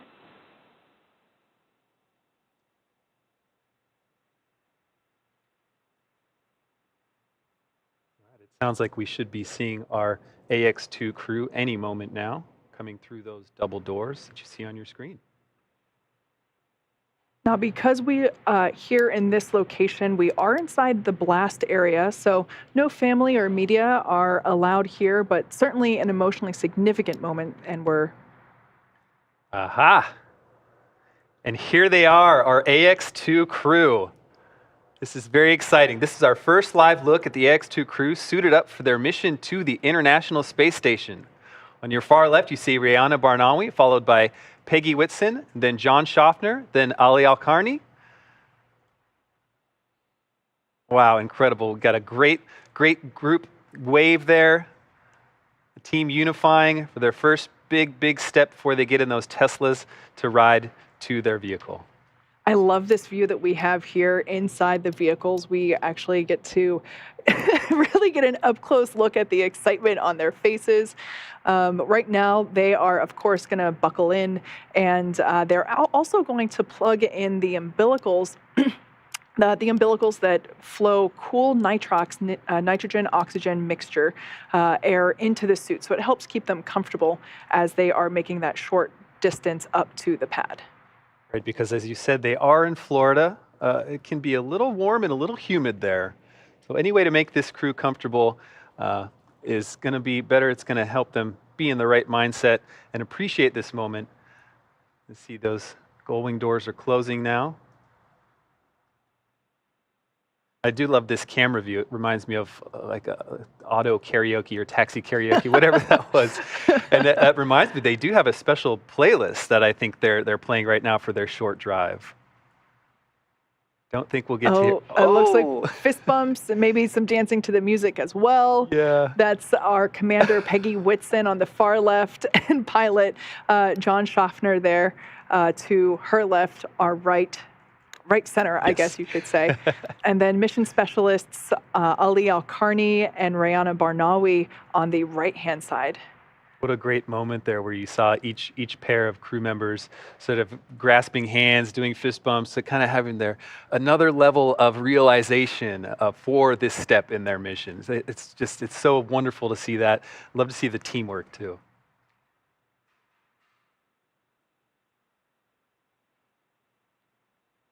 This is a very special moment for Peggy, but thinking about her, she actually had her first mission to space on STS-11, which launched from this very pad 39A on June 5th, 2002, just shy of 21 years ago. She would have been transported out on this very stretch of road and ridden the same set of elevators to reach the Space Shuttle Endeavour. Now today, just everything else is basically new. The suits, the rocket, obviously, all of those things are new, but it's pretty fascinating to think of this throwback. And actually, here's a photo of then rookie astronaut Peggy Whitson. Wow. I love that. That's incredible. There she is in the White Room. And actually, as this crew rides out to their rocket, their commander, Peggy Whitson, wanted to share a special message with them and to each of you who have helped make today possible. As I get ready for spaceflight, I want to say thank you to everyone who's contributed. I know there's so many of you out there that are helping to make each and every piece come together. The engineers that design things, the welders that put things together, the instructors that teach me how to operate this really very complex piece of hardware and how it's all integrated together by all the software engineers. And then we have a ground team that's helping us. And we have ground teams all over the world that are helping us be successful on our missions. And every one of you does a tremendous job to make spaceflight possible. Thank you, thank you, thank you. What a fantastic message from Peggy Whitson, from STS-111 to AX-2. What a career, what a phenomenal set of achievements. You know, I remember the day, excuse me, that Axiom announced that she would be commanding this mission, and it was such an incredible moment because she really is one of the legends of NASA, and I was just so excited to see that she was going to be flying in a SpaceX Dragon. So what an exciting opportunity. Absolutely. Once again, those live views coming to us from inside the Teslas as the crew members of AX-2 are pulling up to their rocket. They're now getting closer and closer to Pad 39A, where Falcon 9 and our Dragon Freedom capsule await to take them to the International Space Station.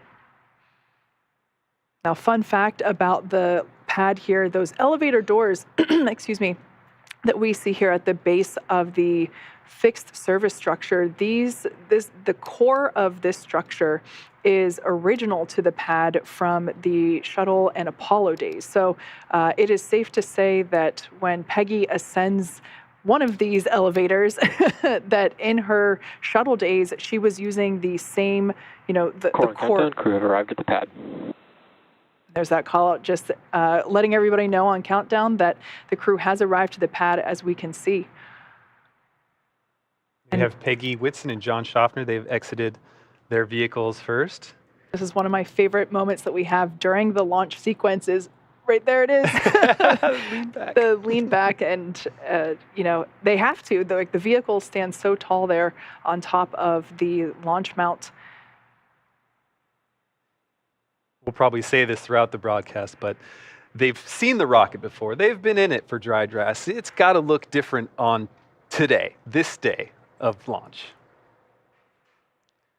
Another fun fact about those elevators, the levels of the fixed service structure are not marked by the level number that it is. It's the height in feet that they are ascending to. So the AX-2 crew is going up to the 255-foot level, and they will ride up, and that then, after they exit, will take a short 10-foot stairs up to the next level.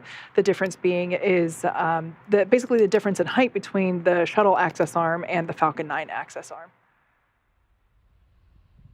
Beautiful view there of the backside of the transporter erector.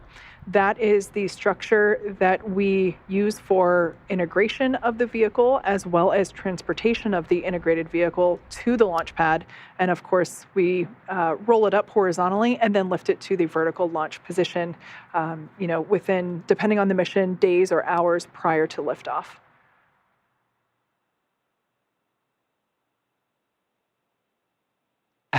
There you see Ali and Rihanna doing an excellent lean back for that view.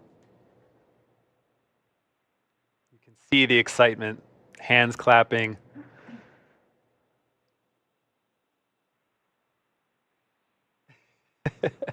As we mentioned before, they have rehearsed this previously in our dry dress rehearsal on Friday. They suited up, they rode out to the pad, they got in the spacecraft. So they have technically done all of this once before because, in spaceflight, we love to rehearse and practice everything. And really, the moment for them to look up and realize that these are their last steps on Earth for a few days must be such an incredible moment. The day that they actually get to go to space. It's a moment that they've all trained for a very, very long time for. Absolutely.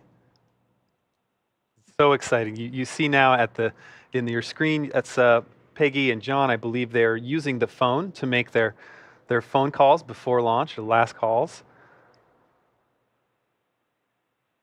Now, for those of you looking at the view here and wondering what those arrows are for, those arrows point the direction towards safety in the event that the crew needs to leave the area quickly.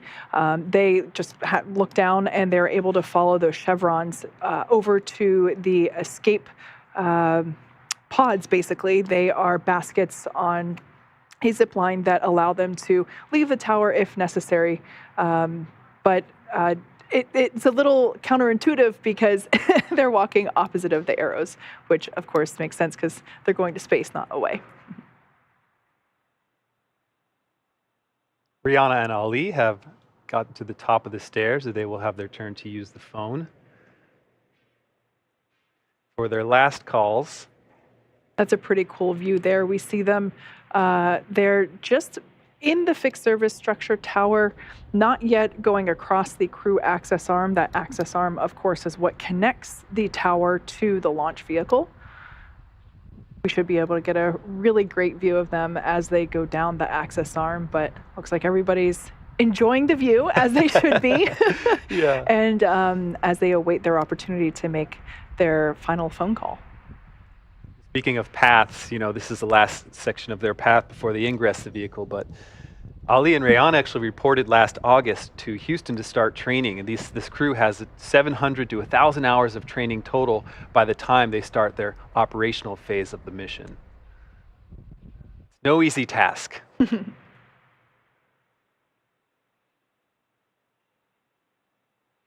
Now, the folks that are dressed in the all-black bodysuits, those are members of the SpaceX suit and closeout team. So these are the SpaceX employees that will be assisting the crew through their egress and suit leak checks. For FOD, which is foreign object debris, something that we want to avoid at all costs in the spaceflight industry. We make sure that everyone, all the the personnel in this part of the phase are preventing FOD, and that is why we see them dressed in those bunny suits like we do. Coming down the arm now, you see here's Commander Peggy Whitson and pilot John Schaffner taking a nice look at their rocket through the window there. Smiles. Yeah. It's incredible, to see someone like Peggy that has been to space so much, one of the most decorated NASA astronauts ever, to still be so excited. It's really heartwarming. We see here now that Peggy Whitson and John Schaffner have now arrived to the White Room. This is a great shot of where they will get to actually, right on the wall, they're going to add their signature to our basically wall of fame. Everyone crew at the White Room. Everyone that flies on a Dragon mission has the opportunity to add their signature. We can see them adding their signature there to the black SpaceX logo, joining the names of the Axiom 1 crew as well as the Inspiration 4 crew.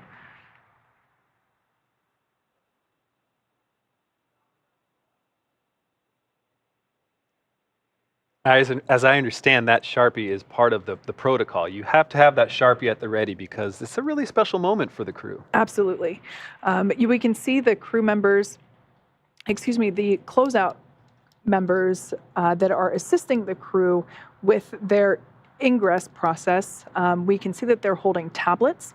That is where they are tracking and following along with our electronic procedures, which we call EPROCs.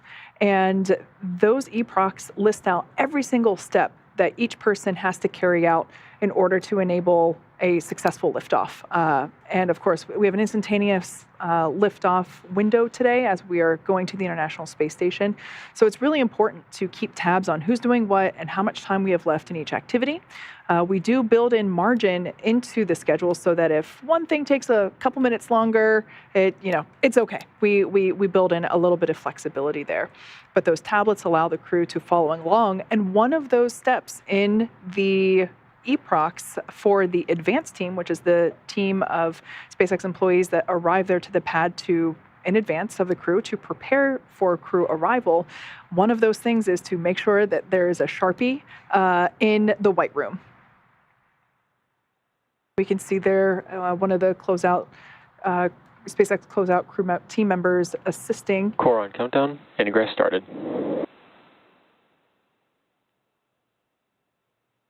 want to make sure that nobody bumps the helmet or the side hatch as they enter the vehicle.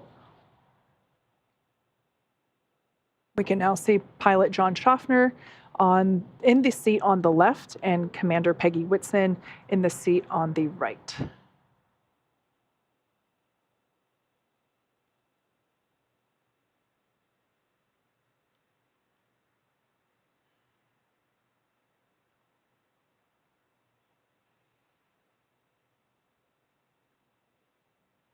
The seats that they're sitting in utilize a 5-point safety harness, so it's a little bit more advanced than the seatbelt that we have in our automobiles here on Earth.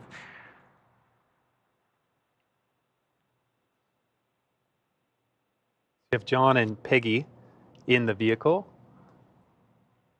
Fun little note about John Schaffner, he's going to be the first Alaskan to fly to space. He was born in Fairbanks, Alaska. I've spent a lot of time there from my biology background, and it's an extreme environment. So just being from Alaska, I feel like is training enough to prepare for space. Alaska is cold, space is cold. Yeah, there you they go. Go together. We can see there our mission specialists, Rayana Barnawi and Ali Al-Karni, still finishing up the final steps before walking down the crew access arm. They are working with the SpaceX closeout team members to do the final checks, and of course some waves, now entering that crew access arm and making their way down to Dragon Freedom. Smiles and waves. All right, thumbs up from the KSA mission specialists, Rayana Barnawi and Ali Al-Karni, as they enter the white room and likely go straight to signing that SpaceX logo next to the AX-1 crew and joining their crewmate signatures. It's really incredible for this new era of space travel to be forming, where we're going to have sovereign nation representation on that signature wall. It's just really exciting to see the evolution and change of things here as we grow commercial spaceflight. Absolutely. Space for all. Yeah. You mentioned this closeout crew. It's really, as Peggy said in that send-off video too, it's really phenomenal to think about the size of these teams and every pair of hands that gets put on these mission preparations and to make this crew perform their mission successfully. It's incredible to think about all of those people involved. It's as though they're not traveling just for themselves or even their countries, but like you said, it's space for all. They're traveling for all of humanity.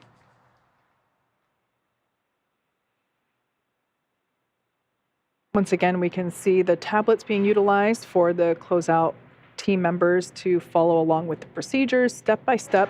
They are also marking off when a step is completed and essentially just keeping track of what is remaining, what open work remains. We can see here they're going through and doing the final zip ups of the gloves. You know, for comfort reasons, excuse me, for comfort reasons, we don't make them do final suit up, I should say final suit up with all the zippers and whatnot, so that they can still be comfortable as they're riding up and making their phone calls. And this is the final check to ensure that everything is locked in place with those zippers and fasteners. We can see now that pilot John Schaffner on the left and Commander Peggy Whitson on the right are in their seats, getting those final strap in with that seatbelt. We can see that they have tablets on their legs, which allow them to also follow along with the same procedures step by step.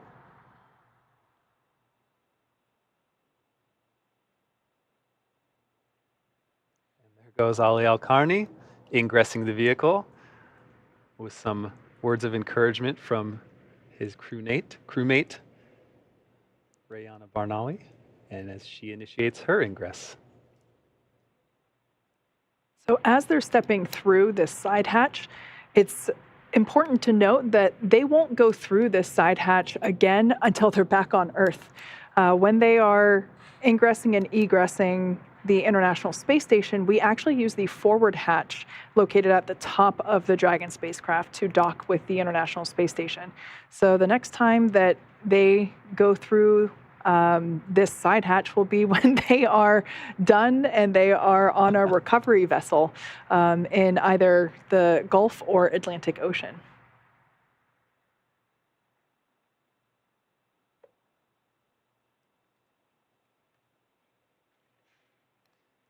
Okay, we're getting our first looks of our full crew seated inside the Dragon. On the far left, you have Rayana Barnawi, followed by John Schaffner, Peggy Whitson, and Ali Al-Karni. Mission specialists sitting on the far left and the far right. Pilot John Schaffner on the left in the middle, and Peggy Whitson, commander, on that right middle seat. Great side-by-side shot of the rocket Dragon capsule on the left, crew on the right.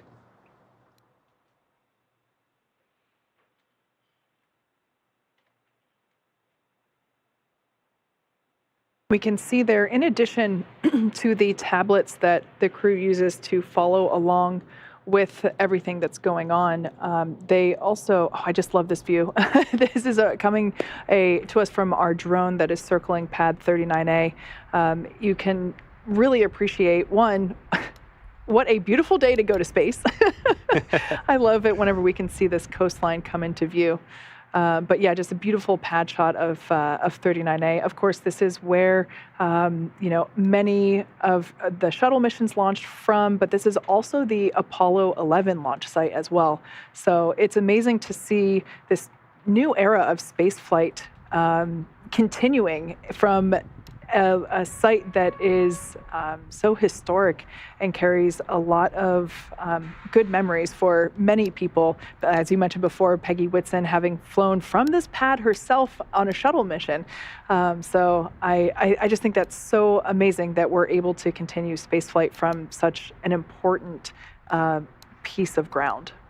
Absolutely. And in thinking about all of the science that's going to be performed on this AX-2 mission, it made me look at the calendar and actually see that Space Lab was launched from this same pad 50 years ago to this year, so 1973. And that was, of course, a huge progressive step in doing scientific research in space. And so we have this really cool full circle moment where we're initiating a big step in commercial spaceflight that's really going to progress the research that's done in low Earth orbit, tying it back to the same pad where Peggy launched, and even before that, where Skylab, one of our influential science components of space exploration, was launched from as well. Really cool history, like you're saying.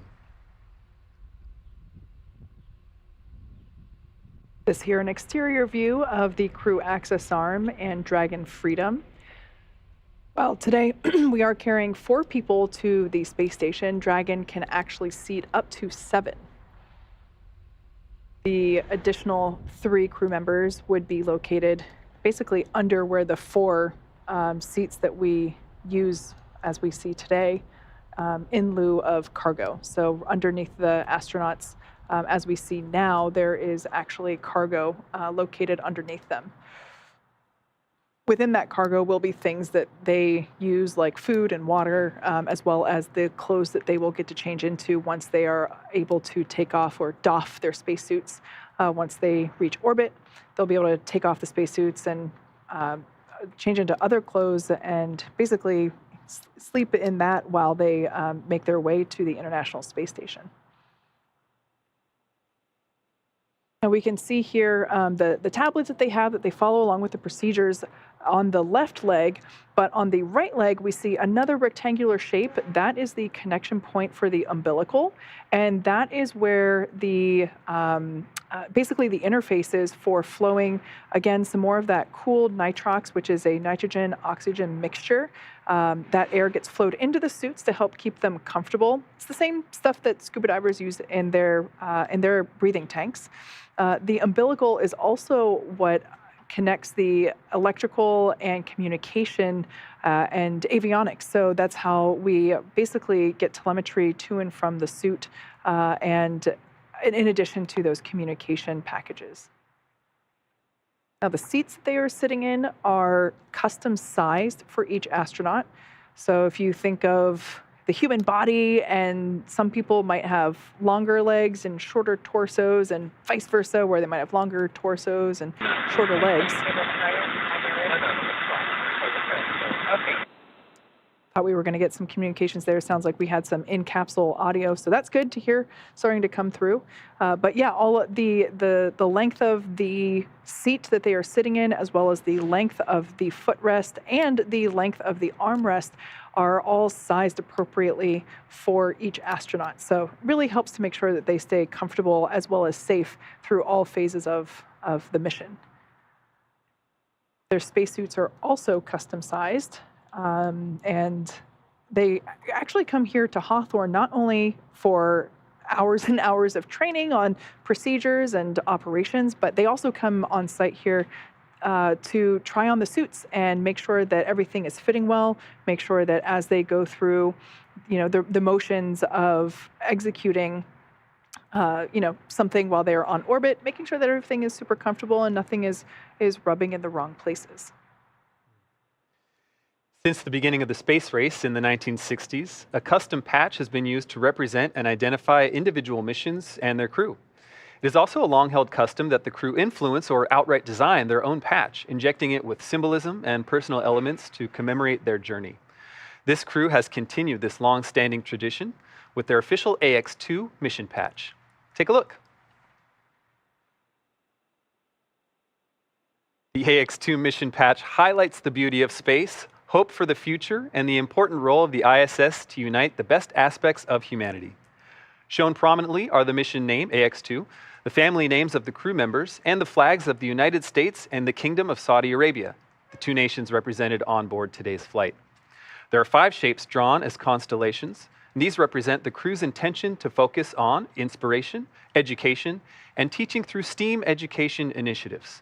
And so there's a constellation for science, technology, engineering, arts, and math.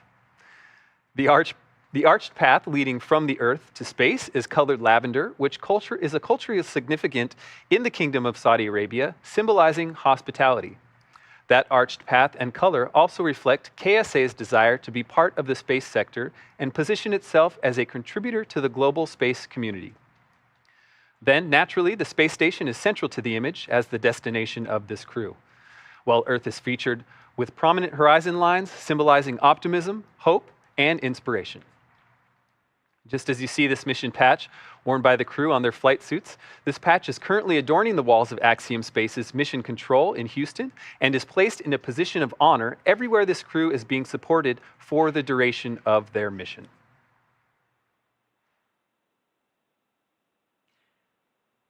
We can see live views there inside of Dragon Freedom.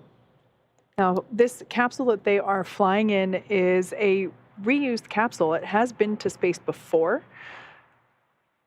Additionally, Falcon 9 is also a reusable vehicle. It's the world's first orbital-class reusable rocket.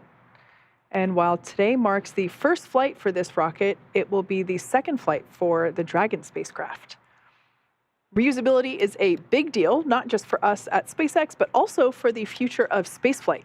Reusing hardware, similar to how airlines reuse aircraft, allows us to refly the most expensive parts of the rocket, which, of course, in turn drives down the cost of space access. Imagine if you had to fly on a brand new airplane every time you took a flight. Most people would not be able to afford that plane ticket.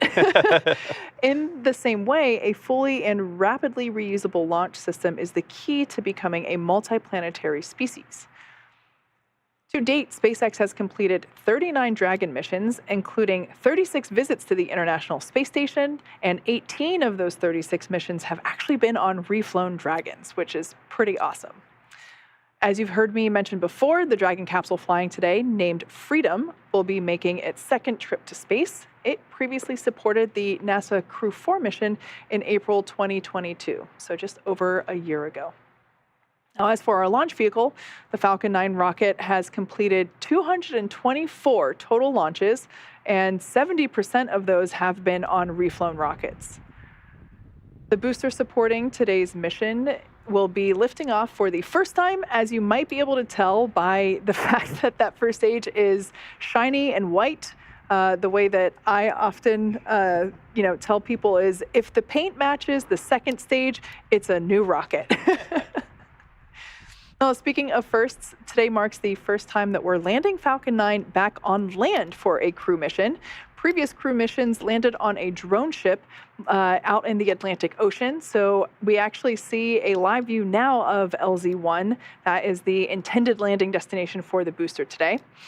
Landing back on land has a lot of benefits. It eliminates the need for our recovery team to be stationed out at sea for days and improves our turnaround time to get Falcon 9 ready to fly again. So I also personally love the land landings because the Space Coast can actually see and hear the booster return to LZ-1. So super exciting. It's just under 2 hours, 36 minutes to the launch of Axiom 2. As you've seen, the 4-person crew is in the Dragon spacecraft. We're preparing for the first of a series of communication checks. These checks will be with the SpaceX core, and they verify the crew connections in Dragon through an umbilical that remains hooked up to the capsule until liftoff. As I said, the comm checks are going to be with core. That's a member of the Dragon ops team, and that operations team is located here in the Mission Control Center at SpaceX headquarters in Hawthorne, California. The Falcon 9 and Dragon launch teams are located in Firing Room 4 at Kennedy Space Center. Now, next activities for the crew, once we get through that initial set of comm checks, we're going to be watching the seat rotation into the launch position. We've also got a suit leak check for several minutes, make sure everything is buttoned up and tight. And then we also have additional communications checks. These will be through RF antennas and NASA's Tracking and Data Relay System, or you may hear it referred to as TDRS for short, and those will be comm checks with the Dragon team. Now, currently, the flight hardware Falcon 9 and Dragon launch teams continue to monitor the vehicles. We're not working any significant issues at this time. We are continuing to just watch the weather. It's Florida, it's late afternoon.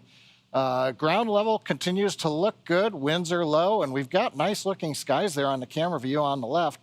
We are watching upper altitude winds in case some of the anvil clouds do drift over the launch site or the ascent trajectory in the last hour.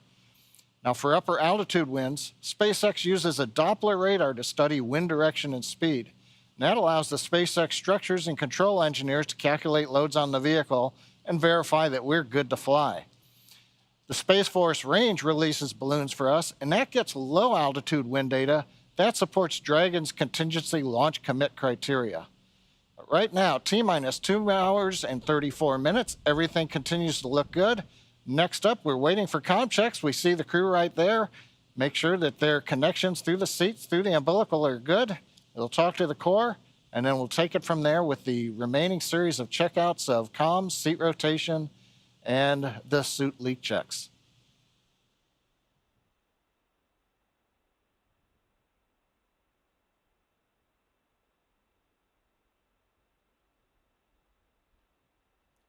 A minute ago, we saw that live view of landing zone 1. There's the crew. Waves all around. The SpaceX support team is backing out of the capsule right now as we get ready for comm checks.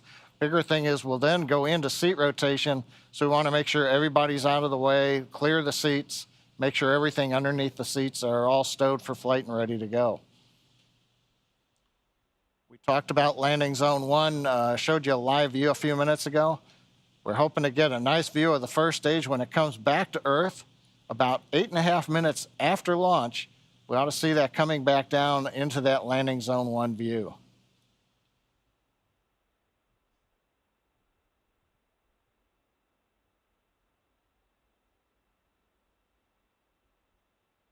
Right now, just waiting for the word from the crew that they're ready to begin their communications checks.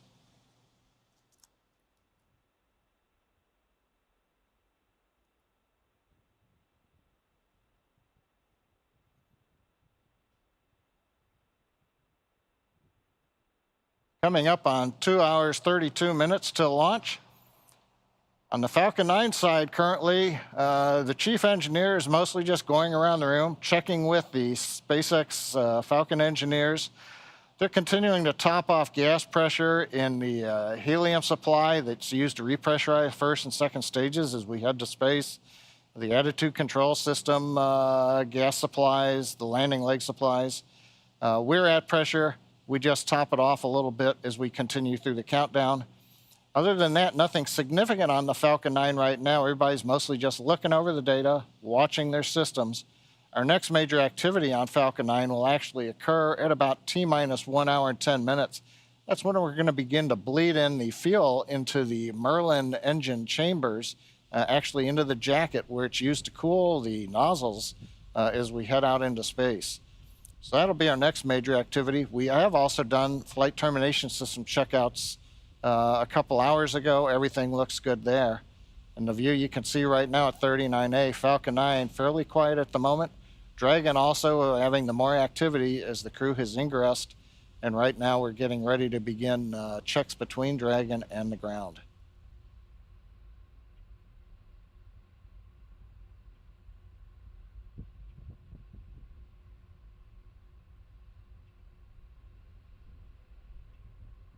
We're now T-minus 2 hours, 30 minutes, and 42 seconds until liftoff of Axiom-2. Heading to the International Space Station, we have a T0 time of 5:37 p.m. Eastern Time, 2:37 p.m. Pacific Time. As John mentioned, and as you can see on screen, weather's cooperating at the moment.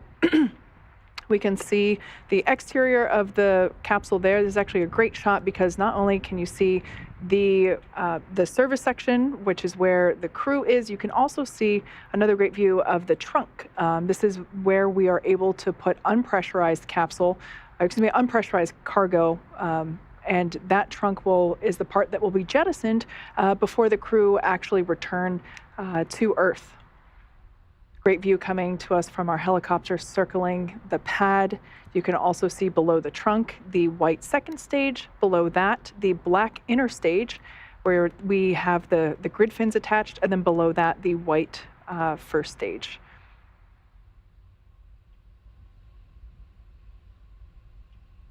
We are standing by for communications checks with the crew.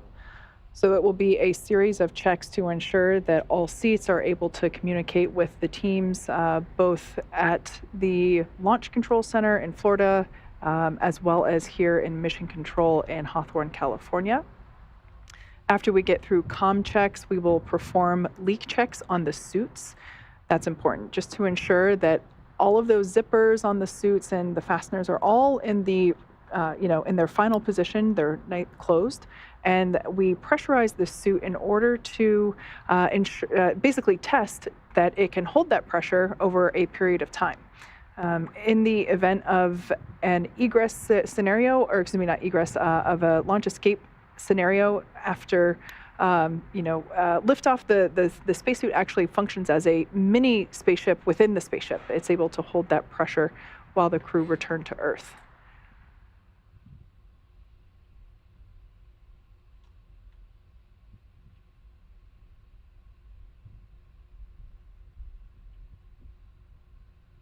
Once those suit leak checks are complete, the closeout team will then close the side hatch. As I mentioned before, the side hatch is the door that they use to go in and out of the capsule while they are on Earth. The hatch that they use while they are on station is actually the forward hatch, which is located under the nose cone, which you can distinguish there at the very top of the Dragon capsule, the pointy part that has that diagonal line that indicates where the nose cone is. And that will rotate back. It'll open up and expose the forward hatch. And that's what the Dragon capsule uses to autonomously dock with the International Space Station. So once that side hatch is closed by the closeout team here on the ground, SpaceX Dragon, comm check from seat 2.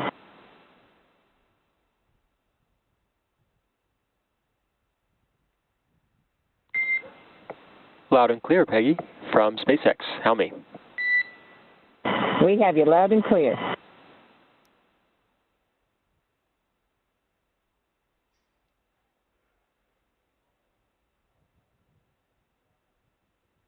So it sounds like these comm checks. All right, good afternoon. Please let us know when you get to step 1.3 and are ready for umbilical comm checks.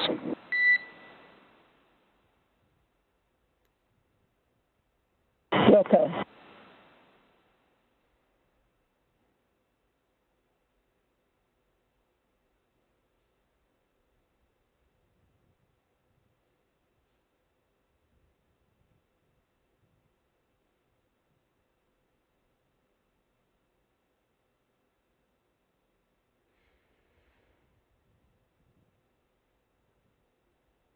And SpaceX Dragon, we're at step 1.3, ready for a comm check.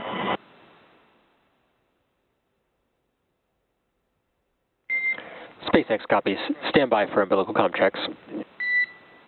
Welcome.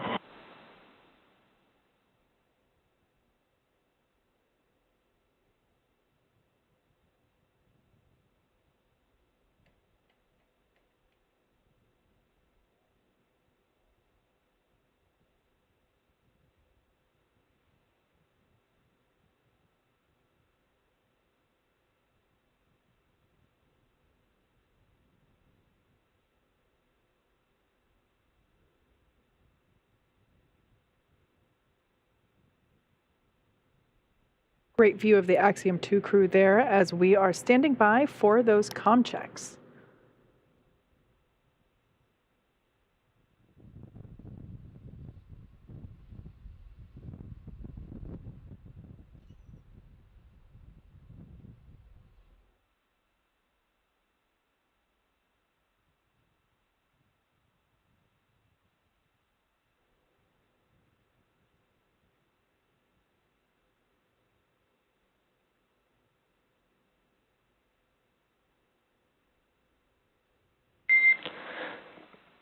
Commander, pilot, MS1, MS2, comm check. Commander has you loud and clear. Pilot, loud and clear. MS1, loud and clear. MS2, loud and clear. And core, loud and clear. Umbilical comm check complete. Please report when ready for seat rotation.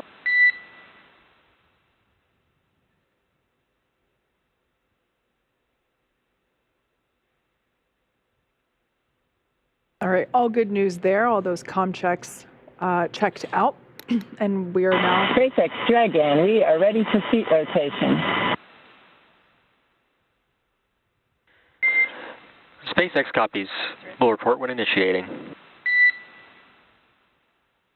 As the name indicates, these seats are going to rotate back into the launch position. This will enable the crew to have easier access to those crew displays located above their heads.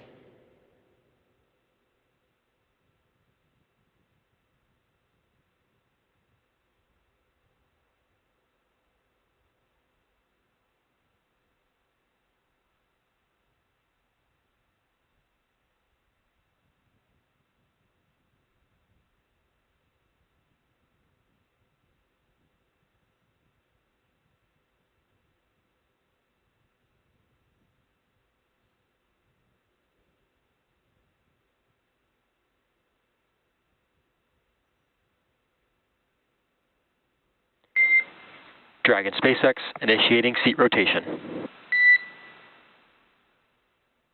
Dragon copies.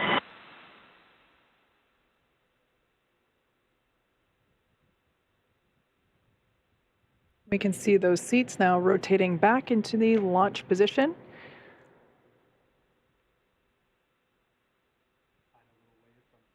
On the left.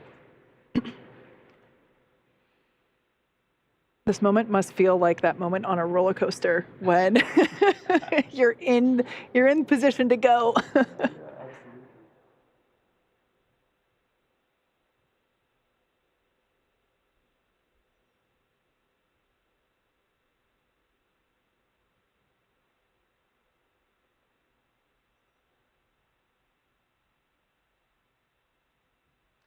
We are at T-minus Dragon 2 hours. SpaceX, seats are in the launch position. Dragon copies. Okay, a comm there confirming that the seat rotation has been completed. We are at T-minus 2 hours and 22 minutes and 6 seconds from liftoff of the AX-2 mission from Kennedy Space Center in Florida, carrying 4 Axiom astronauts, Peggy Whitson, John Schaffner, Ali Al-Karni, and Rihanna Barnawi, aboard the Crew Dragon spacecraft. It's been a very exciting day so far. The crew shifted their sleep cycle to match that of the International Space Station and are currently inside Dragon going through their pre-launch checklists. As of now, the astronauts have already completed their comms checks. That helps to make sure that they can communicate with the teams on the ground. Their seats have rotated from upright to their reclined launch position, which allows them to see and access the display panels there above their head. Up next will be the leak checks to make sure their spacesuits are in proper working condition before liftoff and to do final inspection of the spacecraft. So at this point in time, we're going to stand by, await for those suit checks. We expect them to happen here in the next couple of minutes. After those are complete, the closeout team will be closing the side hatch for flight. That's one of the key... Dragon SpaceX, you are go for Section 2 suit leak check preparation. Copy, go Section 2, suit leak check preparation.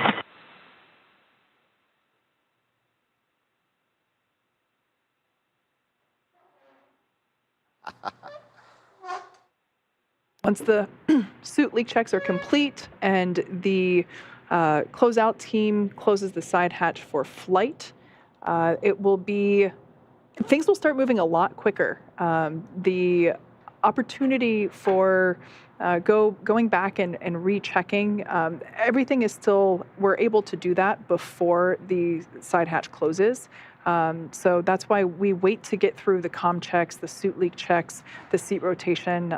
We wait to close the side hatch until all of those are complete so that in the event that, for example, if a zipper isn't quite in place, one of the closeout team members can re-enter the capsule, help the crew member get that into place and re-perform the suit leak check or whatever it might be. Now, after we get that side hatch closed, the closeout team will depart the pad, and then around T-minus 1 hour and 30 minutes, we'll do launch escape system checks. And then we fast forward to T-minus 42 minutes, and things really start happening in rapid succession. SpaceX Dragon, tear is complete. We're ready for leak check.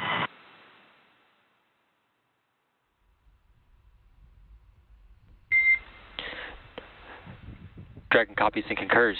You are go for Section 3 suit leak check. Copy, go for Section 3 suit leak check. All right, so that communication back and forth there between Commander Peggy Whitson and SpaceX Core, or Crew Operations and Resource Engineer, on that console today is Arthur Berrialt. That is the primary voice that we will be hearing communicating to the crew members. That back and forth just confirming that the crew is ready to go to march into that next step, which, as they said, would be the suit leak checks.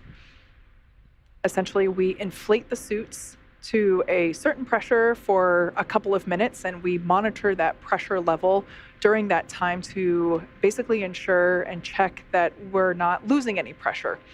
If we see a pressure loss, that's an indication that something isn't quite fitting right. Maybe there's a little bit of FOD in the visor, so it's not closing completely, or the zipper might not be zipped up completely. So one of the closeout team members will go in and help resolve whatever is causing that. And then they, in that case, would re-perform the suit leak check. But when we did a dress rehearsal on Friday, we got to this step, and they breezed right through it. Yeah. So.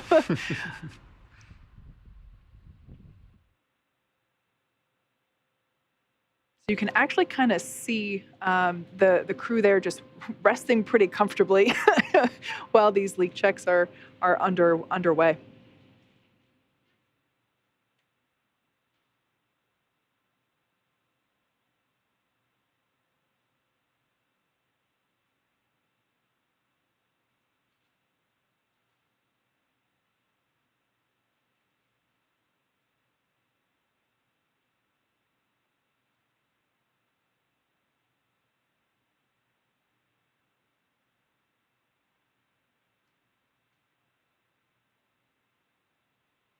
So suit leak checks are now underway.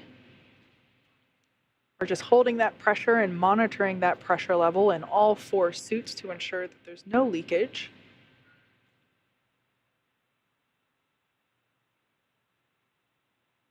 For those of you that have just recently joined us, we have Mission Specialist Rayana Barnawi on the left, the far left seat. That is seat number 4. And seat number 3 is pilot John Schaffner. Next to him, Commander Peggy Whitson, and then on the far right in seat number 1, Ali Al-Karni. We can see the SpaceX closeout team there preparing for the side hatch closure, but like I said, we won't complete that until we have confirmation of 4 good suit leak checks.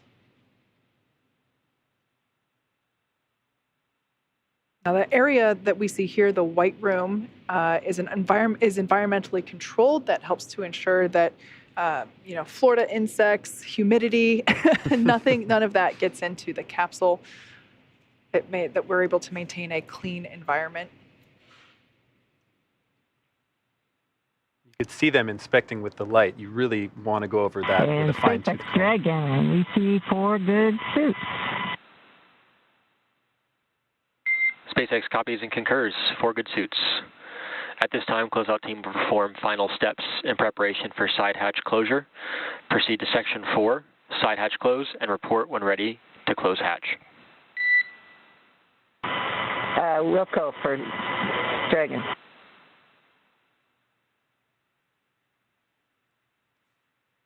right, good news there. We have 4 good suit leak